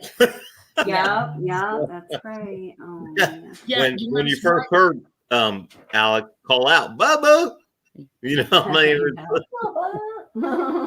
thank God for dogs. We love dogs. I love dogs. Yeah, I was gonna say, and also for people who love dogs, because they're great people. Yes. Oh my goodness, there's so much to unlock with this, and I know Kelly, you're probably going to be doing something just totally focusing on the roadside shooting. Yeah, I am signed up for this case for another, I don't know how, like 18 episodes or something. I don't know. Yes. Like I can't stop until this is done. There's because I have in my mind what is my final conclusion, which is the motive, the question of, it's always like, when the trial started, before he got up on the stand, there were a couple other moments, like I said, there were my aha moments. But I started to think, you know what? The man's a filthy, disgusting, money rolling slime ball, obviously. But he didn't kill his family. He loves his family. I really started to believe that. I was signed up like 99.9% for not guilty. And then he got up on the stand. I was like, oh shit, bro. That was definitely against advice of counsel. And you just, that was it for me too. Yeah. I know about the way these people down. I better not say this. Oh, go ahead. Go ahead. There is so much corruption that goes on everywhere in this country. And when high dollars are involved, we all know this. And when this case first came about, I was like, oh, wow, this is real close to home because, I'm living in the South. Yeah, totally. Yeah. And I was like, after I investigated this family and looked into their, it was basically like the Godfather of the South that was going on here. Yeah, I know. So That's what I it was saying did earlier. It's like it's right. weird. It didn't surprise me. The low country, the godfather of the low country down there in the southernmost part of South Carolina. So it really did Yeah. not surprise me. After I had investigated this family and looked and saw that generation after generation after generation. So that's what goes on when you have those situations in communities like that, where you've got one powerful family totally controlling everything, right? Yeah. So Yeah. I mean, it wasn't really surprising to me. Now I can understand how that could be surprising to other people that that hear about it and that don't live in the South. So I mean, it's just it's kind of like a different mafia situation in the South compared to I mean, I'm not saying they were mafia. I'm just saying they were a powerful family. Mm-hmm. Family controlled situation, like up north in New York City or somewhere else where Mm-hmm. there's family controlled situations up there. So I Yeah, mean, that's right. I Yeah. mean, so I mean, when I heard about it and when I really looked into it, I wasn't that surprised with what was going on in the Low Country, and that is Mm-hmm. a legitimate, not only geographical situation, but I mean, it's when you talk geographical, I'm talking um, political, Regional. Okay. regional, the kind, all your demographics of population there, all that kind Mm-hmm. of stuff, and Yeah. so it's I love the best part. One of the best parts that I loved about watching that trial was when that lovely woman that got Shelley Smith. Remember her, the one that Oh my God. She was, oh yeah. yeah, Uh-huh. She really right. got your heart. Oh When yeah. she got up there, and she was scared for her life doing that She because just hated it. Broke her heart, I it think. did. It broke her heart, and she was the most innocent person. And that was Yeah. what Alec Murdaugh, he manipulated the most innocent people. That's When, right. when That's he said right. to her, not only did he say, if the police ask you, I was here 30 to 40 minutes, remember that? Yep. Mm-hmm.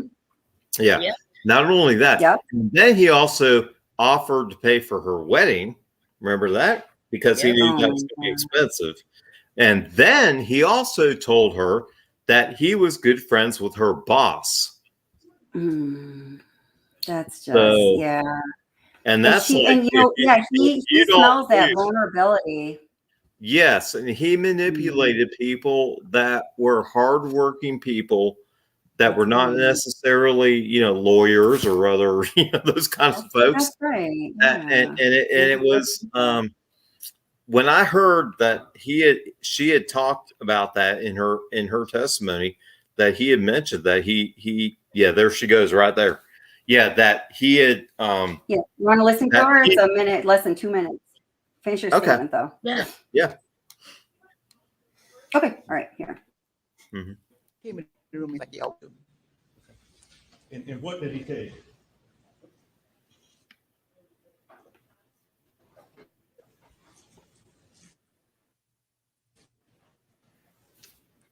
That he was at the house. He was at the house. Say it again. He was at the house.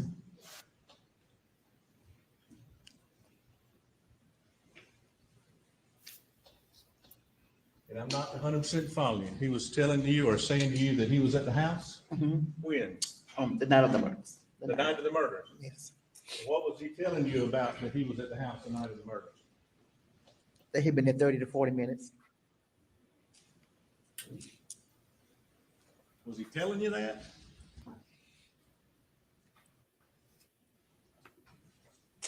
Did he ask you anything about that when he was talking to you? Oh, sorry. I just changed the quality. Sorry. That poor woman. I know. Yes. Did he indicate to you what he wanted you to do with that information? No, no. What did he say? He just said that he was at the house for 30 to 40 minutes. That's it. He said what?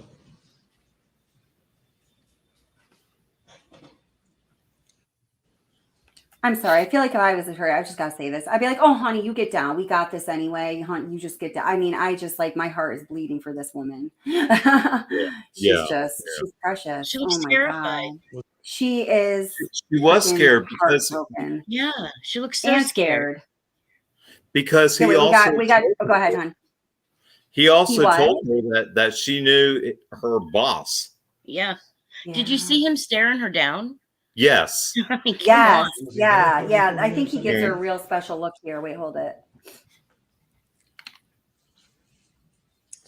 Not to my recall. Why are you crying? Because they're a good family, and I love working there. And I'm sorry all this happened. Oh, what a little honey, man. That's freaking not even. Yeah. Poor thing. Yeah. That was another. The sister. These were the moments where I was like, oh, there I go, being all stupid about this again. He's not innocent of this crime. you know. Oh man. No, now I'm interested. Go ahead. Okay. I was gonna go ahead because I'll put it out there in case you're. I don't even know if Glow Up. You have has been voicing some interesting opinions. I would actually just really like to hear more about your opinion, Glow Up, if you're willing to. She's mentioned it. She's just saying she doesn't trust Blanca. Brought up some points that were pretty good points. And I would just like to hear more about that if you're willing to tell us either through chat or come up or whatever. I'm a little interested in what she's thinking there. That's all.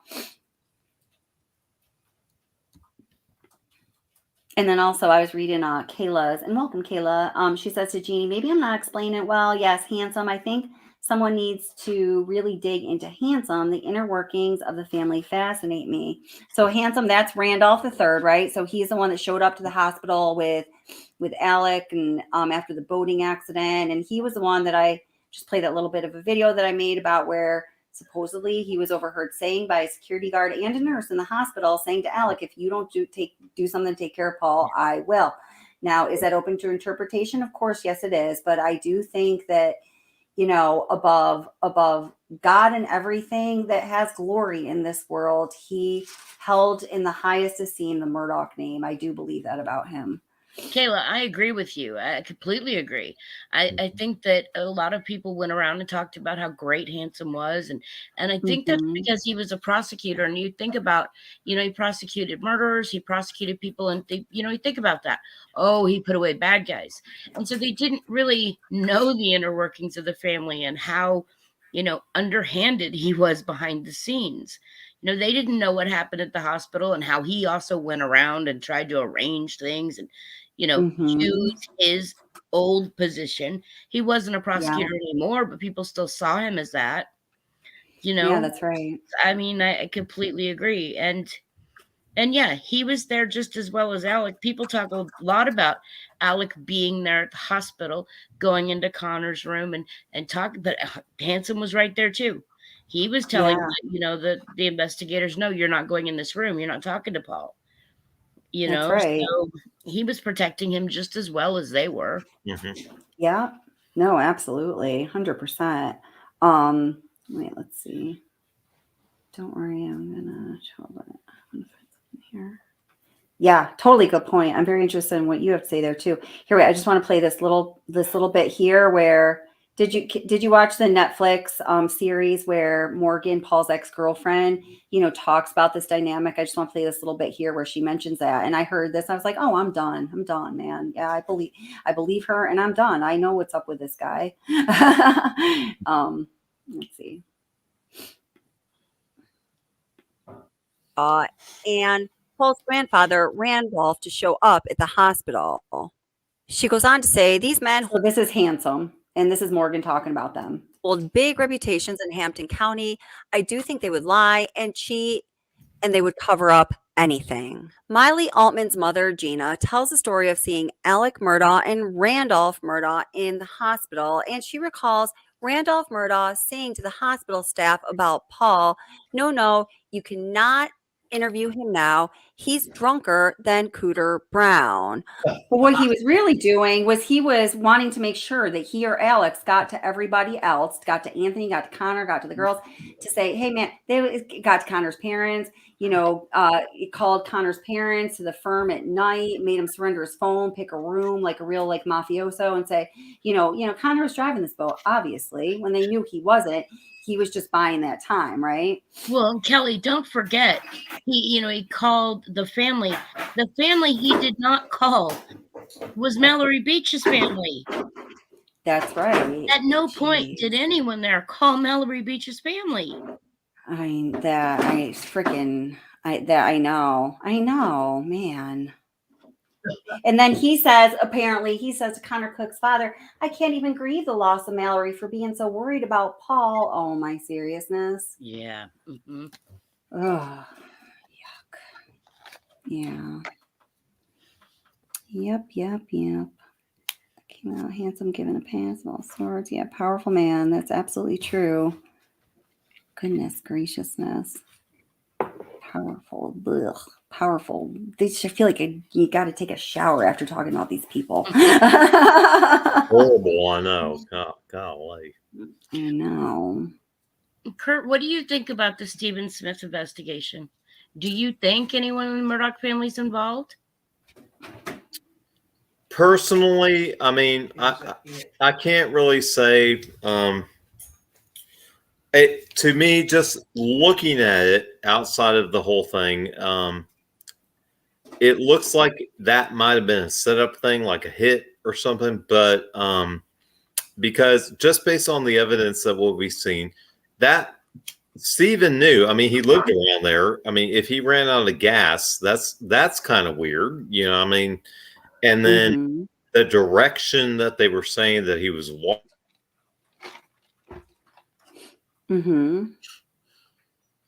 The most intriguing thing for me with that was when you have a hit and run, like what they said, and when they gathered the data, and what SLED said was that there was no skid marks, there were no he wasn't like hit out of his shoes from an impact at a vehicle, a large vehicle traveling at that even 35 miles an hour.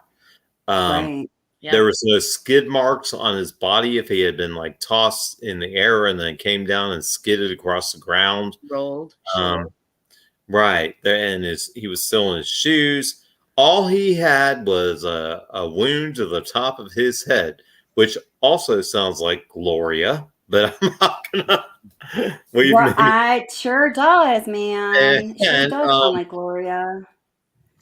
And it sounds, when I first saw, was reading about this and researching all this stuff, it sounded, and then when they just, put his body in the middle of the road, I was thinking that they might have hoped that because it was so dark there, that somebody might just run over him, and then it could have really looked like a hit and run. Right. And the guy almost did run over him. The guy that found yes, and he slammed on the brakes and he called 911 and told the folks about it. So I mean, that's what I think they were now in my own mind. What I thought about this, and I mean, it's just my own visions of this, and it has I don't have any data to back it up or anything like that. But just my own opinion is, I was picturing, Buster and all his buddies coming, driving down the road from either baseball practice or a baseball game. And they said that the trauma on top of his head looked like a baseball bat might have hit him on top. So I don't know. I mean, I can't really, that's just in my mind. I can't say, it's what if this and what if that and all that kind of stuff. But I've got my suspicions, is what I should say about that. There was a baseball tournament that night. That's where That's where Buster was, at a baseball tournament out of town, and he was coming back with the people from his team from a That's baseball right. tournament. Yeah, That's right. I have a picture of it somewhere. Okay, Yeah. yep, that's right. which I And think might have been why the investigator asked, could it have been a baseball hit to the head? You know, with the baseball bat. well, he said it was congruent with a metal bat based on the point of contact with the injury that was on the top of the head, and it looked like it could have been like a baseball bat that just came up along and just bashed his head, on top. So I mean,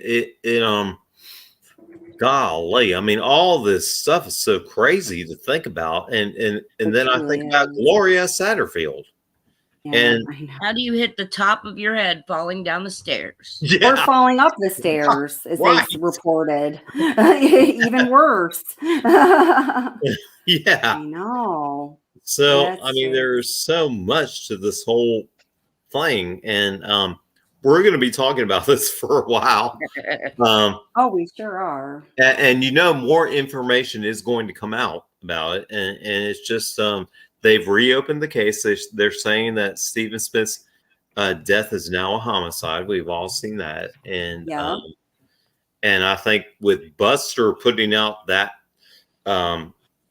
blurb to media saying that I want all these rumors to stop, and this is, I mean, Yes, seriously though. who does that? Well, Murdaugh does that. Well, his girlfriend is getting I don't know if you know this. It's not out there very big, but the press started following them because of the detention, and they did not like that, her and Buster, and so they actually got a restraining order against one member of the press. I was telling Kelly this, and apparently in the state of South Carolina, if you file 2 restraining orders, then you can get a what is it? You can get a protection order from all of the press, so they can actually get the press to stay away from them. Yeah, I thought, but only because they know how to work it. Yes. Right? Yeah. Yeah, only because they know how to This work seemed it. kind of shady to me. Buster has been groomed for his whole life to know how to deal with situations because they were told no matter what you do, you're going to be okay. Yeah. Isn't that what we were? Yeah. Well, and he watched Paul get out of so much trouble. Yeah. Oh my gosh, no doubt. He saw what Paul got away with. He saw all of that. Yes. Yeah, and he's like, I never even used any of my passes. Yeah. Wait a minute, man. I used like all. Well, I mean, but look, where I'm not trying to be like rude or anything. No, I know we're being lighthearted about it, but it's not funny when it really comes into that. So I mean, it's just it's a terrible situation. There's going to be a lot more coming out about this.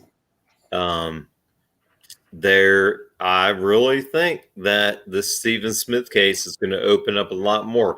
Now, that family has said that they don't want or feel like the Murdaughs are involved, but they're saying that face value. Yeah. Who knows what's going on behind the scenes? So, I mean, it's just because they don't want to. They still have to live in that county. Yes. And they don't want to sensationalize it too much. Right. But something is amiss about that because it looked like he was killed. A hard hit to the top of his head, and then his body was just dumped on the road. It was not like he was walking down the road and he got hit by a car, because there was nothing that lined up with that. There was no skid marks. He wasn't knocked out of his shoes. There was no vehicle parts anywhere. None of that. And all of the basic assessments you do to determine if a vehicular accident, Right. you know what I mean? And what the crime scene analysts and the police officers and all that are trained to look at. So, I mean, exactly. yeah. So, I mean, none of that was there. It looked like somebody just dumped a body there. Well, the video that was supposed to start out this entire live stream a few hours ago is finally done cooking. It's only 9 minutes long, so we're going to take a gander. Okay. All right. Yeah. I wasn't sure. There was so much going on. I wasn't sure. What are we talking about tonight? Yeah, I know. I like it when I can keep it focused, but you know, you know how I roll. I'm always ready for whatever comes my way. Awesome about you, Kelly.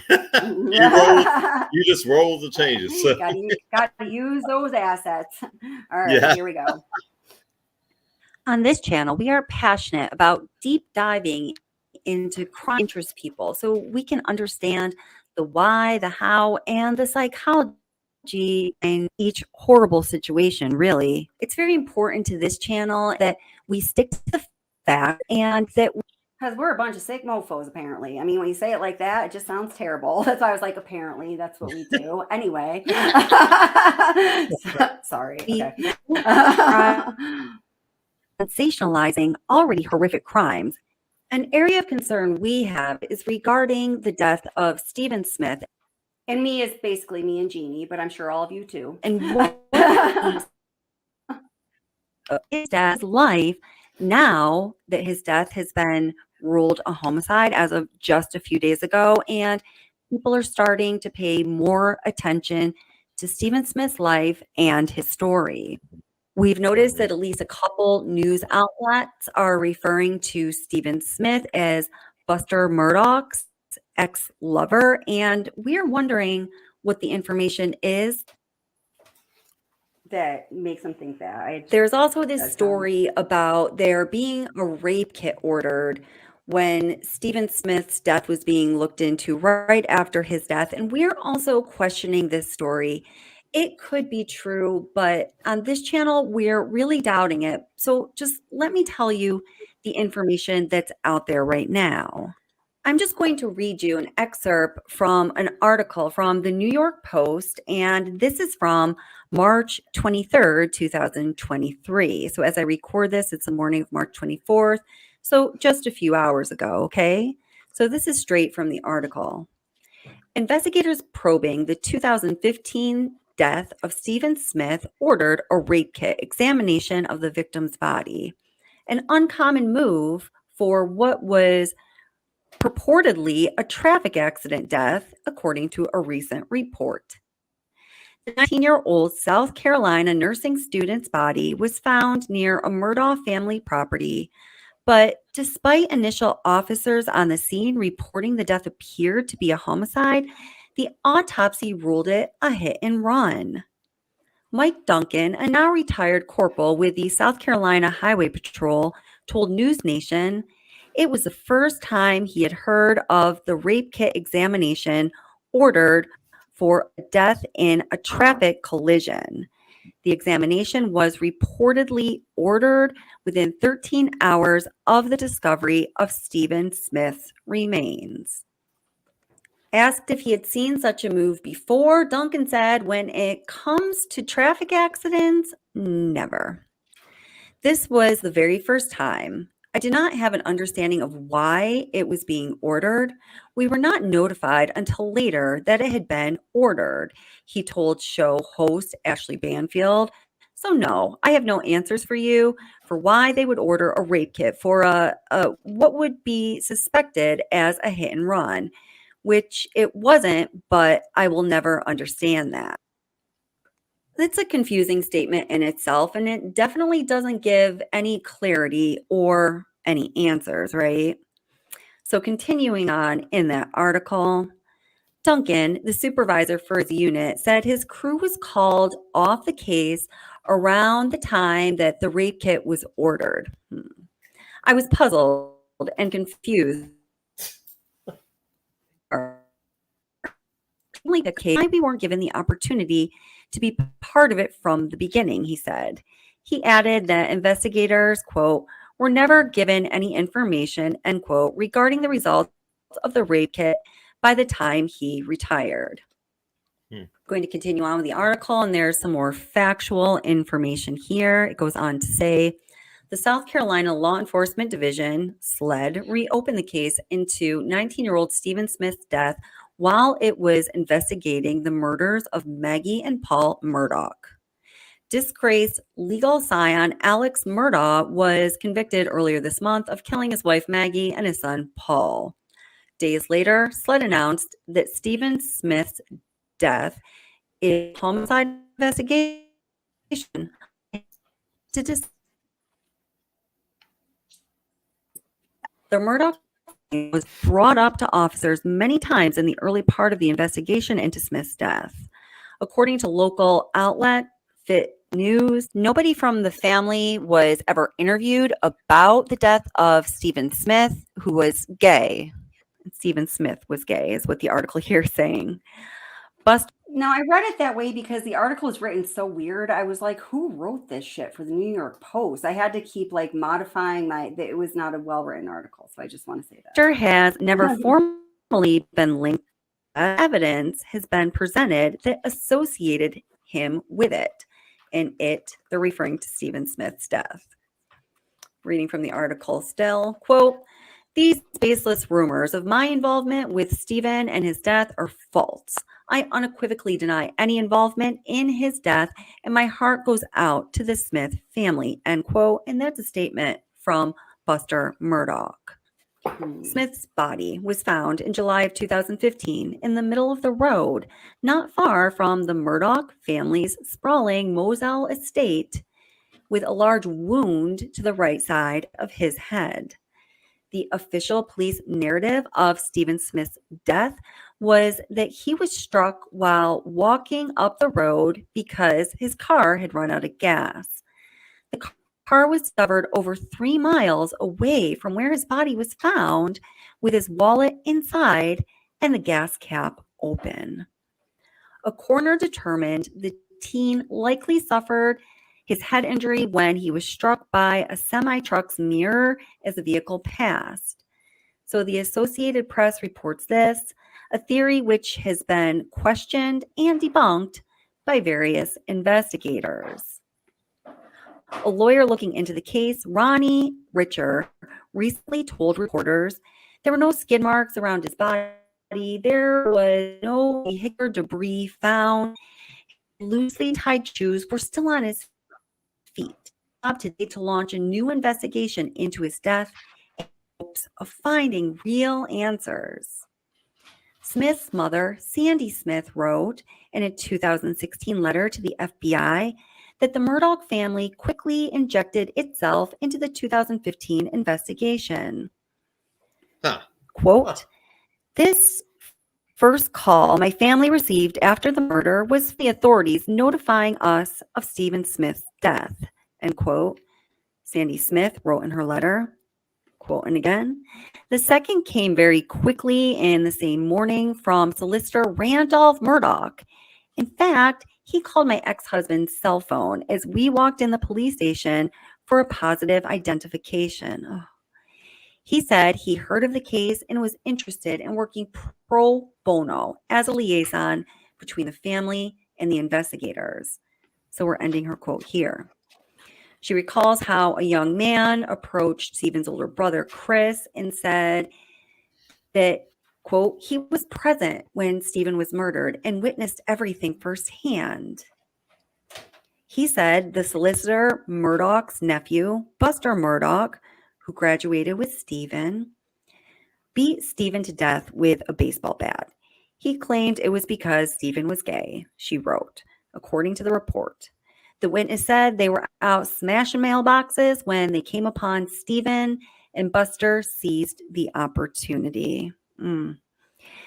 Sandy Smith has since raised enough money to begin the process to have her son's body exhumed and has hired a legal team to head up the postmortem investigation. Meanwhile, Buster Murdaugh wrote in a statement earlier this week that he has tried to ignore the vicious rumors about his involvement in Stephen Smith's tragic death that continue to be published in the media, as he grieves over the brutal murders of my mother and brother. SLED said on Wednesday of its investigation that, quote, progress has been made. And that's all she wrote for now. And she is me. And I had to clarify so many things that I read there because that was a very poorly written New York Post article. You know, Kelly, there's Oh, one thing. shoot. That was 9 minutes. That was 25 minutes. I'm sorry. Okay. There's one thing I didn't No wonder think it took me so long to make that video. It's 3 times longer than I thought it was. Damn it. I don't even know what I'm doing anymore. I need a vacation. I'm sorry. Go ahead. You know, that investigator, he was on the case originally. He was one of the ones who was trying to get the coroner to change her opinion. But here's my question. I get that he's retired. This is an open The one that was on case. Banfield? Yes. This is an open case. Why is he talking? No, that's him. I know. I was just looking. It's like Kathy Manbutt. I was just looking at his report. Okay. He's the one from Mate, right? Wow. He's the one, he's the second one on the scene. So when Mate came. Well, that's really deep. Right. He's the one from Mate. So he is the one who talked to the coroner. But here's my problem. I get he's retired, but this is an open case. Why are you talking? Why are you revealing evidence? Did you forget all of your professional and social skills and revert back to like being a toddler with diarrhea of the inappropriate mouth? That is really crazy. You just really wanted to be, you know, he was on either the Netflix special or the Discovery Plus special too. I think it was the Discovery Plus. I haven't seen that one yet. I watched the Netflix ones 15 times. He just basically talked about the fact that he, you know, investigated the scene and he did not find any parts of a vehicle and he did not believe that it had been vehicular. So he just lied on Ashley Banfield. He didn't mention anything about this rape test. He didn't mention anything about what he's saying to her now. That's very interesting, Jeannie. Wow. You know, why would he come out and sounds like SF? It sure does, Caleb Lee. Yeah. I mean, your 5 minutes of fame is worth, you know, jeopardizing an investigation because he could be. You know, he was originally on it, and of course he's retired, so I don't know that they would call him back. You know, they're starting a new investigation, but he's talking. I feel like we need to bring this to the attention of somebody. I mean, they have to know. They have to know, but I still feel like, you know, if they're not taking action, I feel like we have to figure out who the right person is to just bring. Well, maybe it's because they've deemed that whole original investigation moot. They have to start from the beginning. I don't know, but I do know. But he still was an investigator on the case who was on the investigative record, who just went on a national news show lying and enabling. I got to get my head around this. He's the guy who wrote this report I'm looking at. And he's the one who talked about, he went to the coroner, he tried to get her to change it. He's the guy from Mate. You know, and originally when, you know, this all came out, it sounded like he was trying to, you know, get her to, you know, change it so that it could be investigated as a murder. Which he still may be, but now he's out there talking about it. And case. Yeah, that's pretty wild. All right. Yeah, I gotta think. We'll talk about this. Yeah, this is crazy. Yeah, I can't even like wrap my head around that right now. If there was a rape kit ordered, that should be something that's not being discussed. That should be part of the current case, should be part of the open case. So you certainly should. Well, and since it also is, it is a medical specimen collection and analysis. At post-mortem, I certainly think it would fall under the category of autopsy. It would be autopsy. I don't know. That's just it would be right. It'd be autopsy. It would be sealed, and it would be something you can't discuss. Right. I'm sorry. You know, I feel that way about it too. I just don't even. That's how I know we talked about this for a couple minutes last night, and I just made a 27-minute video I didn't even know existed. 18 minutes of it. I know. It's not good. It's like really not okay on so many levels. It's like you're looking into these. Okay, so we're looking into these, cases, these true crime things, these criminal cases, these obviously egregious crimes. But then in doing so, you come across these really like nasty things that feel a little bit beyond nasty to the point where I don't feel okay ignoring them, like this bringing up of a rape kit that we don't think is real. And it's like obviously not as important as a murder, but it is connected to somebody who was murdered. So I really don't know how to I don't categorize all this. I have not enough pigeonholes. Well, think about when a case goes to trial. Certain things can be discussed because they're evidence and certain things cannot. And what if what he's discussing now changes what can be included as evidence? Yeah, wait, say that again. Say that again. When a case goes to trial, everything is decided. It can be included as evidence or it cannot, right? Well, he has just put something in the public forum. He just slid something into evidence that did not go through the criminal trial process of being determined, in the way that we decided to do it. Yeah, I get it. It's slimy. Right. Or he removed it. It could be that because it's out there in the press, now it can't be discussed in a trial. You need to only discuss what's in this report or in this, these findings. Either way. Well, he just redistributed the weight in a way that he does not have the authority to do. Exactly. Yes. Yeah. Yeah. Makes me feel like I need to take a shower. That's what I'm saying, though. I mean, really. I don't know. I've got to. Yeah. Well, I don't know.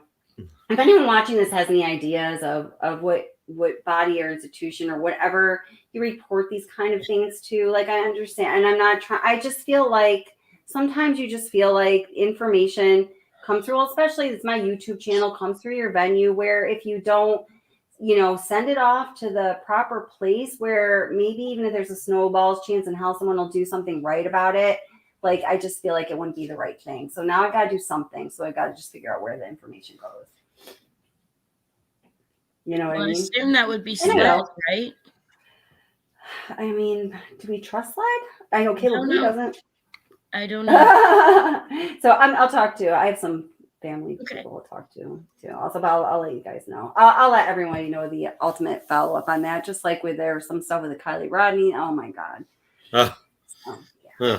That's a whole nother. I just wanted to have a damn YouTube channel. I'm just kidding. Just wanted to have this little YouTube channel and talk about YouTube things. No, it's just you got to do the right thing, or there's no point in talking about doing the right thing, right?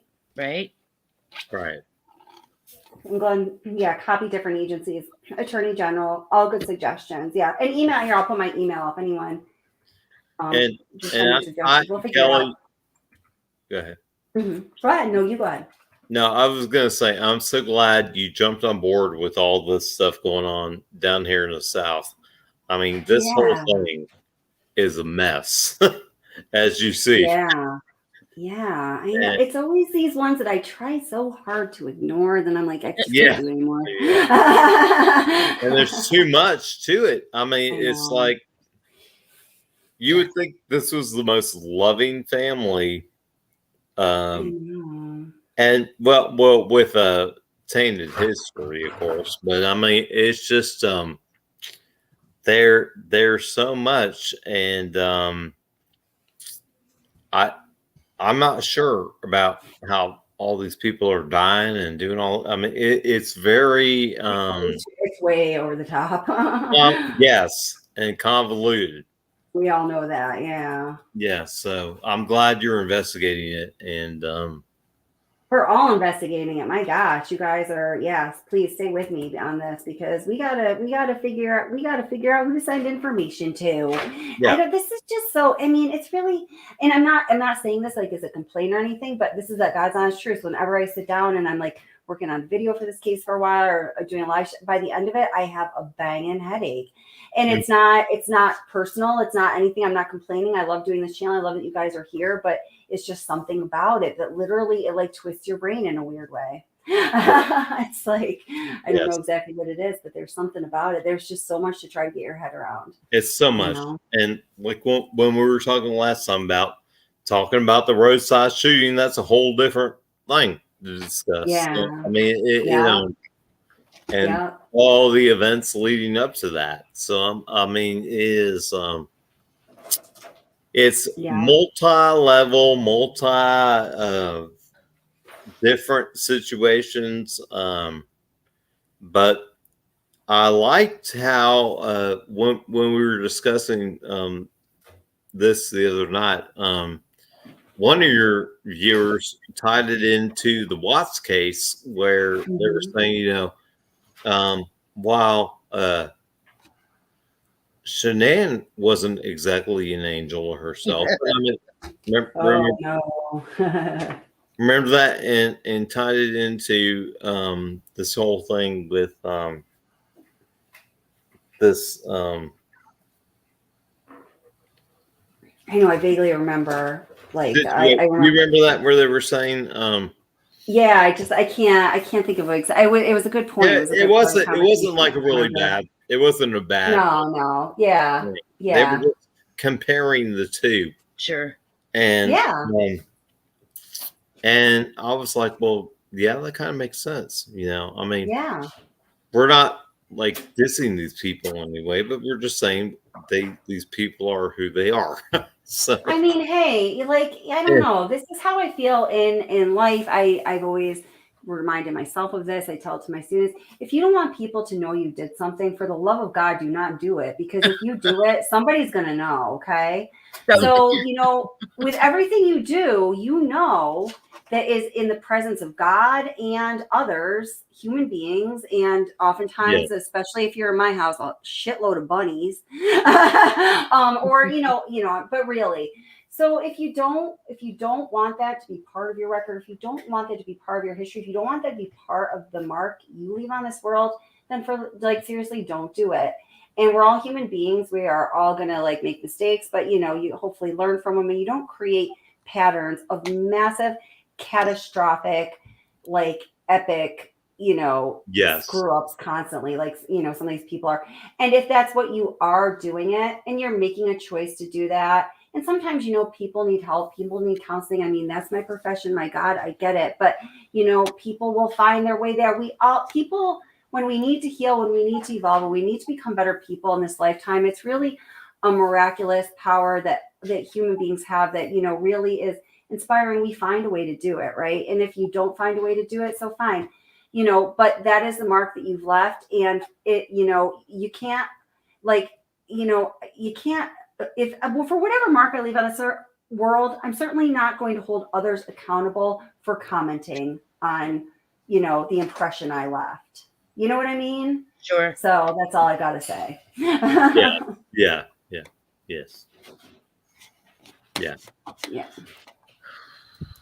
Yeah. So I'm getting tired, my friends, but I'm so glad you're all here to join me. And thank you so much, Jeannie. And thank you, Kurt, for coming up. That was a real treat. And Jeannie, thank you so much. You're just amazing. And moderators, members, subscribers, everyone here, everyone who's new, watching the replay, all my old friends, book hook. I don't know if you left yet. We were really glad that you could join us. Hi, Rosie. How are you doing? Caleb Lee. I don't know. There's some people I get to say hi to, but you guys are just so super smart. I always try to go back and read the comments I didn't catch. And it always helps with the material that I'm working on or that I'm working on with people and continue to put out. So you guys are a really important part of the channel. I just want you to know I appreciate it. Yeah.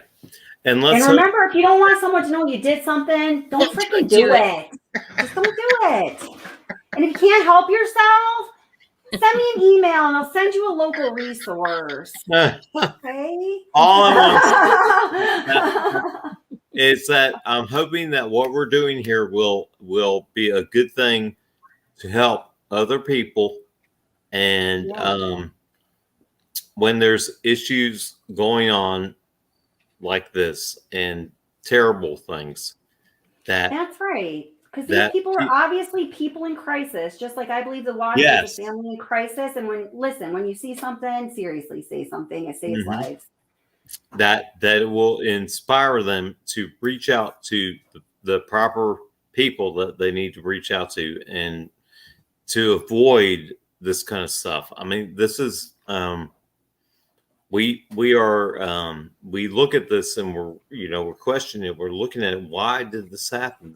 This kind of stuff, but hopefully it inspires people that are just as inquisitive about it to when they see something that might happen that they can intervene and stop something like this stuff going on. You know what I mean? It is that's why we're here. Have a mark on the world. Sure. Yeah. Or they can, identify the bullies and those who are out to take advantage of others in this world, like the Alec Murdaughs of the world, as they relate to the Shelley Smiths, and they can say, wait a minute. Yes. I thought this was a really good family, and I'm sure there were good people in families, probably good relationships. But wait a minute, it doesn't mean I have to accept this is not the, it's not all a whole bowl of cherries because I see a rotten little worm in there, and it's Alec Murdaugh. And that's okay, and you can stand up for yourself in that way to say, no, I love all of you, but I don't need to accept the way you're treating me. It's not okay, Right. Yeah. Yes. So anyway, I will tell you the number one person that I loved watching through this whole thing was Mark Tinsley. That he's great. He's lawyer, super. and yeah, for more reasons than one, and I'll discuss that with you, Kelly, personally. But I mean, it's sure. He was awesome, and just a great person. And this whole, he has this real brilliance of he saw the path and he took it. He's like, I've got this. He's like, I put it together. I see the path. He's like, someone passed me that ball because I'm running with it fast. Yes, he's done a great job. I think he sure has. He did, and he is a badass as far as I'm concerned. I mean, he didn't even need his own passing ball. He sewed up his own pigskin football.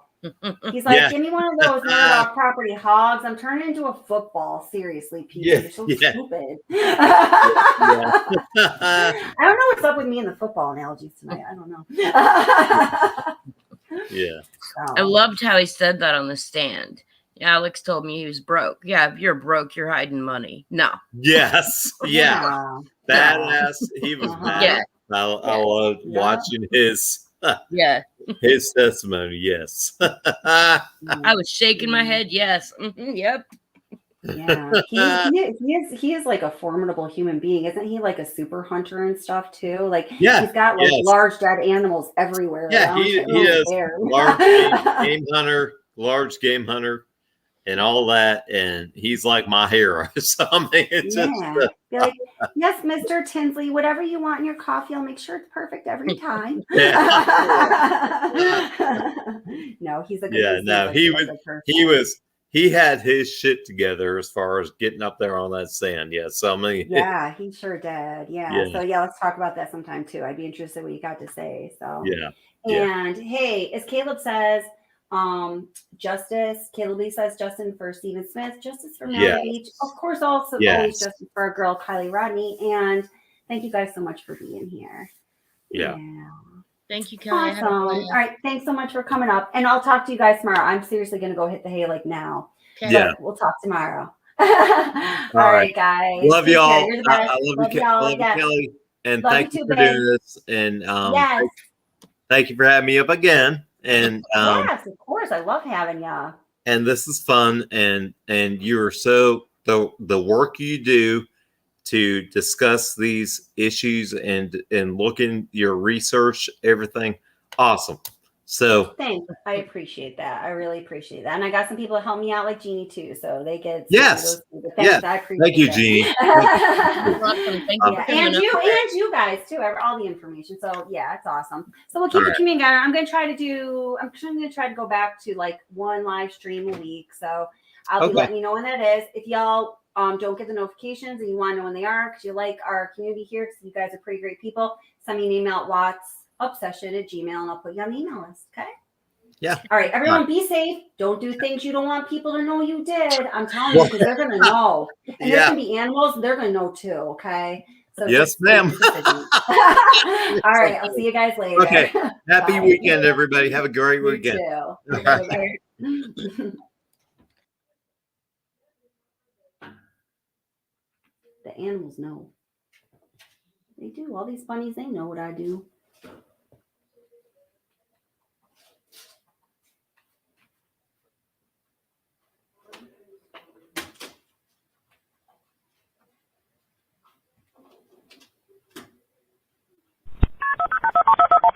What bridge is Paul, what bridge is this? Paul, what bridge? 911, where's your emergency? We're in the boat. Okay. We have someone missing. Okay. Hang on 1 second. Think about me one more time before you go. Someday you'll know.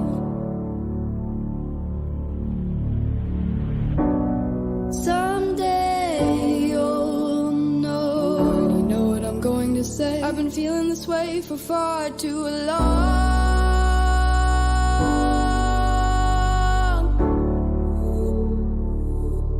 And now you're gone.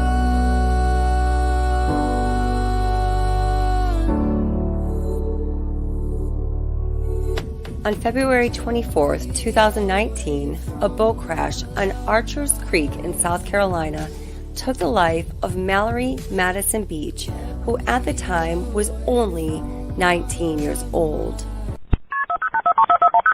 What bridge is Paul, what bridge is this?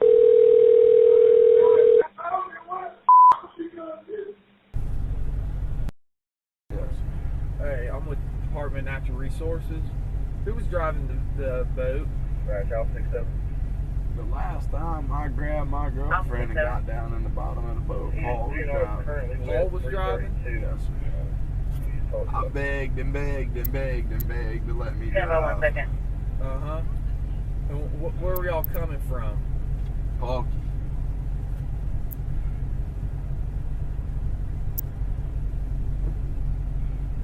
Huh?